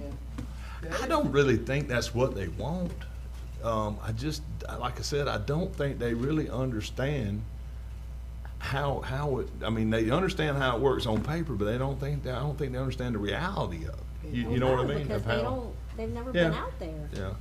I honestly out don't there think with there's somebody. any kind of malice with anybody involved with this in any department. I think everybody wants to get, I feel like we're in a religious struggle. We're all Muslim, Jews, and Christians, and we want to get to the same place, but we got different ways of getting there. And I'm like, oh, man, maybe I should go back to the Middle East So- and Well, broker a peace We've off. got two subjects coming up in August with the FWC. I was there for a little while. And the one is our subject, the oyster, and it's also the bear. The Mhm. bear, That passed for the one. yeah, and it's coming down for the final thing Yes. in August. Mhm. And even they're gonna allow dogs to run bear. Mhm. So I can tell you, my dogs are deer dogs, so. They better not They're trash, they running better not be bear. trashing. But I'm gonna tell y'all though, I did have the opportunity to speak with Caleb, Representative Shove, staff member, he was there. And again, Caleb's a great guy, so don't, and Oh, I if he's like listening, Caleb. please don't take this the wrong way, but Caleb does not understand the way this is working. You know, he doesn't understand the terminology, this and that, and I told him, I said, I've offered to Representative Shove, you know, let's just sit down, I'm one of those, I'll drink a beer with you. We'll drink coffee, tea, I'll do whatever. But let's just sit down, because I'm Switzerland in this. I don't sell oysters. I don't, you know, I'm not going oystering. God help me. I don't, but I'm just saying, all I'm in it for is to see the bay come back. Not for tomorrow, not for next week, not for 26, I want to see the bay back for my grandkids, my great grandkids. You know, we're so nearsighted with our vision with this stuff, and you know, I'm not going to sit here and judge people. People have bills and livelihoods to pay, mouths to feed and stuff like that, but I'm long gaming it. That's where my mind's been set at the whole time, you know, and I think that if we can get the right funding and the right deployment of the right material, in 10 to 15 years, you would see this whole bay back to where it once was. And I did tell Caleb this, and I'm still on my soapbox with it. The concrete, it is phenomenal. It's blowing everything up. I was talking to Shannon about the concrete again, because I want to make sure when I'm out here promoting something, I don't want to be, you know, I don't need to backslide. But he brought up something too. He said, you know what was really nice about the concrete? He said, you pick it up and the oyster's growing on it. He said, you ain't even got to hit it hard. You just tap it and a piece of concrete falls right off. It's right back in the water, and guess what's growing on that piece of concrete next to you? Another oyster. You know, you don't beat the oyster up with that. It's a porous material. Hell, we know that you go look at a seawall, they stuck to it. But no, and I told Caleb this. I said, you know, this is a politician's dream come true. And I told Representative Sheriff, told Senator Simon this, to ask about the concrete. They need to, I mean, I really think that they need to make an effort to ask about it, because I don't believe it's being put up there in the front. But you got landfills that due to hurricanes that are full of concrete. You can clean up our landfills, recycle something, and replenish an ecosystem right there with concrete. It's a shame when there's contractors that have literally told me they have to drive inland to middle Georgia, middle Alabama, just to find a landfill that would accept the concrete. And then by the time you add their mileage, the tipping fees and all that, it would be cheaper for them just to mill it here and give it to the state, and them just pay them for fuel to truck it to them. You know, that's, I mean, I don't see. But that's the common sense approach. Yeah. Unfortunately. Hell, I even told, I'm on, and Michael's probably gonna faint, but I told him, I said, is there any way the county can do a restoration? We'll put some concrete somewhere and let us be in charge. I said, I guarantee you, we can grow an oyster better than anybody in Tallahassee can. Yep, but they don't Well, want and that you know- control taken away. The one, I actually just gotta get the permit from FDAX. I did look into it. the one thing that buffaloes me is they're concentrating on the Cat Point area, Mm-hmm. all that area, Peanut Ridge and all that. I don't know how about Cabbage or, I'll explain that to you. yeah. But how are the other parts of the bay doing? Has it got any oysters? No, They're because focusing there's on been no that. material put They're there. focusing on that because of the fresh water flows Yeah. and the It's- mixture It- is greater there than it is in some other parts of the Yeah. bay. Then when I first went in I'm just wondering there, how the other you know, oysters are. I'm a 2-miler, so I'm thinking, Oh, yeah. why hadn't anything been done on Dry Bar? Because, I mean, I've been debating DryBar and the Cat Point my whole life. I think Dry Bar has better oysters. Rick, you probably don't. Definitely don't. When the camera goes off, we'll talk about it. But, I like them but mild. what I'm gonna tell you though, is this, because that's when I first went in there, I was loaded for bear. You know, I thought I was. And then I started seeing the reality of what was going on. The reason why that they used the Cat Point location is that on average, it is the best area that's going to produce oysters. Because we're still in the pilots, we've been in a pilot study phase. So they're trying to get this data. So if they went down there in the miles and put some of that out and used the data, it would have showed some negative, potentially some negativity. Yeah, oh, they are, they're wonderful. But the reason they chose those specific areas right there is because they knew that they could get the best numbers to get future funding. Well, guess what? We got the numbers, but guess what we ain't getting? Funding. There you go. But that's why that area was used, because that area, on average, is gonna get the fresh water, like Commissioner Jones said. It's not gonna have the potential of not getting it. It's gonna get it, more so than any other portion of the bay. And that's why they used that area, because they knew it was gonna give them the best numbers to justify funding. And, You know, if you're gonna do, I'm just gonna sit here and I'll be the devil's advocate. If we're gonna do a pilot project, I'm gonna be like Mr. Noah and Mr. Bevan was for many years. Close up that Bob Sykes cut and let's just see what it will do, well, you know? And that, I mean, that's something to say, close it up and see what it does. And if it don't do what you think it's gonna do, open it back up. I'm gonna tell y'all, I got a phone call. She's gone now. But I did tell her, I said, I had a very long conversation with your daddy. But Mr. Larry Hale had called me about, I forgot what he called me about, but then it led to about an hour of the bay, talking about the bay. And he, you know, there's old maps that shows all the natural bars going back that pre-existed the cut. And all those bars that was there is all gone Be now. gone. You know, It's all gone there. I'm trying to think of the grass that is some grass that's dying out, that's So guys, it's not. so black bad. something. I'll have to ask him. I'm gonna have to wait though. It'll be another hour. And hey, Mr. Larry's listening. I'm just joking. I enjoy our conversation. But no, I mean, he's a wealth of knowledge, and we sat there and had a great discussion about it. You know, we got talking about, and it got brought up last night after the meeting. I think Mr. Popham used to go and take vines over there because that's the way the Japanese would grow oysters. You know, I mean, there's so many. An oyster is gonna grow. You can throw that out there, and the oyster sticks to it. It's gonna grow to it. But I'd like But- to just see, what, if you closed down the Bob Sykes cut, What how would it do? how would the bay be? Because everybody knows the water coming down there, it goes to the east, it goes to the west, west path, east path. That's the way it's always done. But when you put Bob Sykes Cut in there, that was something that was man-made, it wasn't natural. And so it just shoots that out there. Mr. Bevan and Mr. Nolan, many of you, they sat up here saying, just shut down that Bob Sykes Cut, you know? Oh. And then you wouldn't have that much of a problem. I'm just going back in history a little bit. No, you're exactly right. You know, back when I was on the task force, you know, we had that multiple discussions about Bob Sykes Cut. The one that tickled me the most was the old causeway of St. George. You know, back then, we're talking 08, 09. Oh, yeah. And I remember Johnny Richards, who recently passed away. I know, I couldn't believe he died. Yeah. I saw it yesterday. Another wealth of knowledge when it comes to the Bay.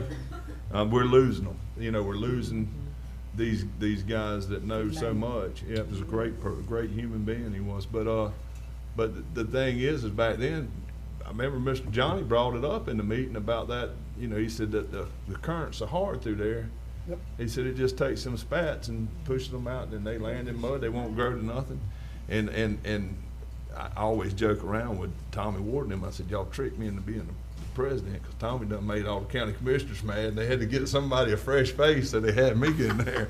But anyway, you know, I'm sitting there running the meeting. I said, well, who owns the island? And at the time, Mr. Bevan, he was the county's representative. He said, it's not the counties. And the state departments were there. I said, was the state on? Nope, it ain't the state.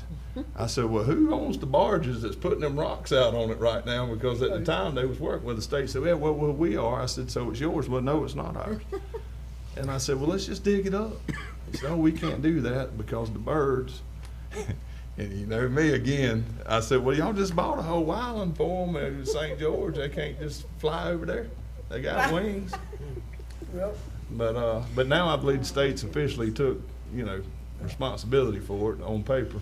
Yep. But that's another thing. Yeah, and I told them it's like the 100-year rule. Everything man touched, 100 years later, we realize how we messed it up. You know, Yep. That goes for canals, that goes for cuts, that goes for a lot of things. But you know, but getting back to the Bay, I'm gonna.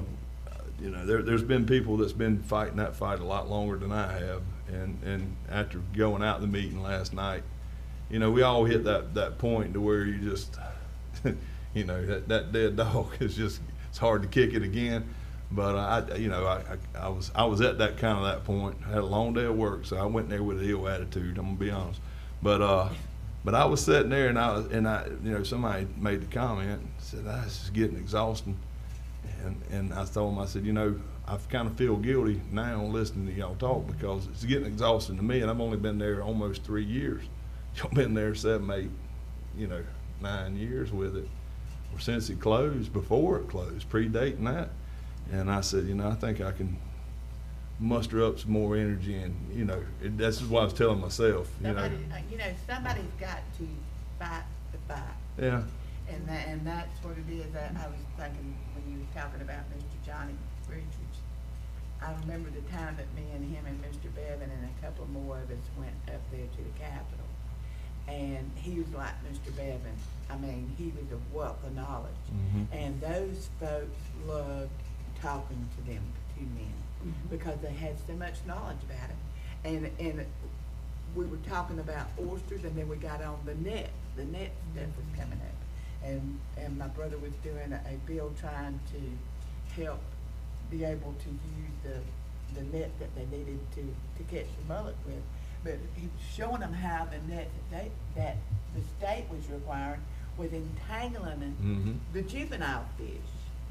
And one of the representatives from Coconut Grove Coconut Creek down south, Greenstein, he's still a lobbyist up there. He said, you know, I voted for that net ban, but I voted because I thought it would help. I didn't know I was doing this to them.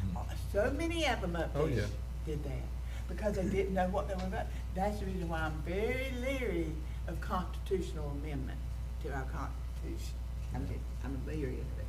But it goes to tell you, and now, you know what? Mr. Bevan's gone, Mr. Noah's gone, Mr. Johnny's gone. Now it's our time. It's still our time. And it's like I said many times before, just like every one of these commissioners will, I will fight to the death for that bay out there to make sure that we have and what we need to have it out there. And restrict the species, give it a break. You can monitor that stuff without having to restrict the species, because that's exactly what you're doing. You're killing out the fishery when you do stuff like that. But anyway. But hopefully we can, you know, it's not too late. We still, legislative session starts when, next week? Yep. And it's still, you know, still can be some money there if even if it's the 5 million the Senate initially asked for and the House agrees to that, that'll give them 15. That'll be half of the original ask. It would be some material, not the amount we was hoping for, but again, that 15 million can stretch a little further if they looked at some concrete. I That would think, be nice. yeah. So hopefully after I talked to Caleb and told him I've made multiple offers to have a discussion with Representative Schoaf and explain a lot of this, because you know, Representative Schoaf is I consider him a local. You know, he's from Gulf County. He understands. I think me and him could have this discussion more than me and Caleb can, because he understands the terminology that I'm using. Versus, and then think about this: when he sends a staffer to one of these meetings like last night, they're trying to come back and report to him, and they don't really understand what's being. That's when they need to pick up that phone and call That's you right. or And I whoever did else. tell Caleb, I said, That's their job. my door is still open. I would love to have a one-on-one and explain to him, you know, where we're at with this. Mhm. And I mean, I can explain the RS to him. Me and him sits down and talk about it. I can explain that part. I can explain the funding, you know, I mean, you know, maybe we can have a little better dialogue. We could probably get a little bit more done if it's more of a one-on-one dialogue. But if you keep going through people that do not understand what's going on, what's transpired, I don't think it's gonna go anywhere. I was looking at the questions that they were having last night. I didn't participate because I didn't feel like I needed to. I wasn't somebody that had made my living out there on that water. I wanted those people that had made their living on that water, I wanted them to answer the question. But if you look at it, the majority of them was strongly disagree. Strongly disagree. The majority of the questions that were answered was strongly disagreeing with them. So, I mean, that's the way it goes. So, anyway. Thank you, Mr. Otis, for the update. Well, and I think too, I know that we talked about several issues concerning it with the cut and all but that just shows how complex this issue actually is. Yeah. With the bank. Because if you're ever really gonna fix it, you're gonna have to fix 7 or 8 different things. So it'd have been nice to win the water wars, but that never was gonna fix this baby. There wasn't the potential there, because they don't dredge the river channel anymore. So even if we would have won the water wars, the water's gonna go to the point of least resistance. And as the river channel continues to fill up, that means the water's gonna go out into the edge. It's still not coming down like it needs to. So there are several factors involved in it. Now, one other thing I did forget to mention when I was talking, but I did talk to Mr. John about it one-on-one, was, okay, if y'all gonna have this where you're letting people go out there and oyster, however that winds up being, and you're gonna cut it off, I said it would be better for me, in my understanding, so maybe I'm speaking wrong, to cut it off all at one time. Do not go back to the practice that was practiced before, where everything else is closed and this is open. Everybody go here. I said, because then they make it look like a tabletop, then you put them to another area. I said, so if you're gonna close it all at one time.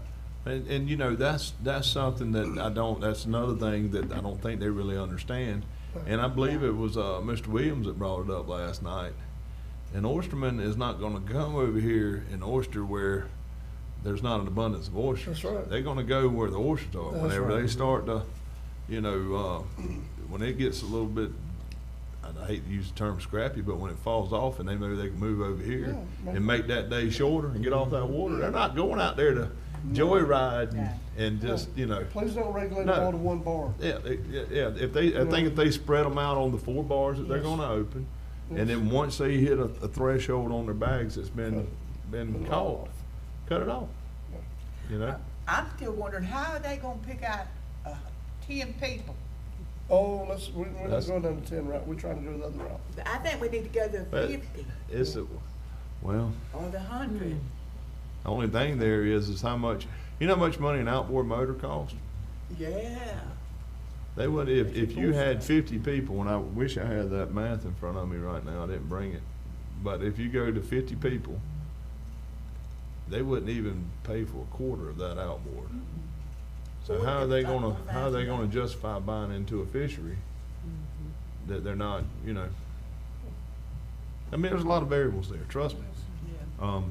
It is, but at the end of the day, I don't think it should be up to FWC to figure out somebody's business plan and how they're gonna make their money. You know what I mean? That's up to them, whether they're loaned at the bank or however they're gonna go about financing their motor. You know what I mean? Yeah, I understand. It's not their job to But I put people mean- in business or keep them out of it, you know? Let the people deal with what they have to deal with to be able to get the boat or the equipment to. No, make it, you know?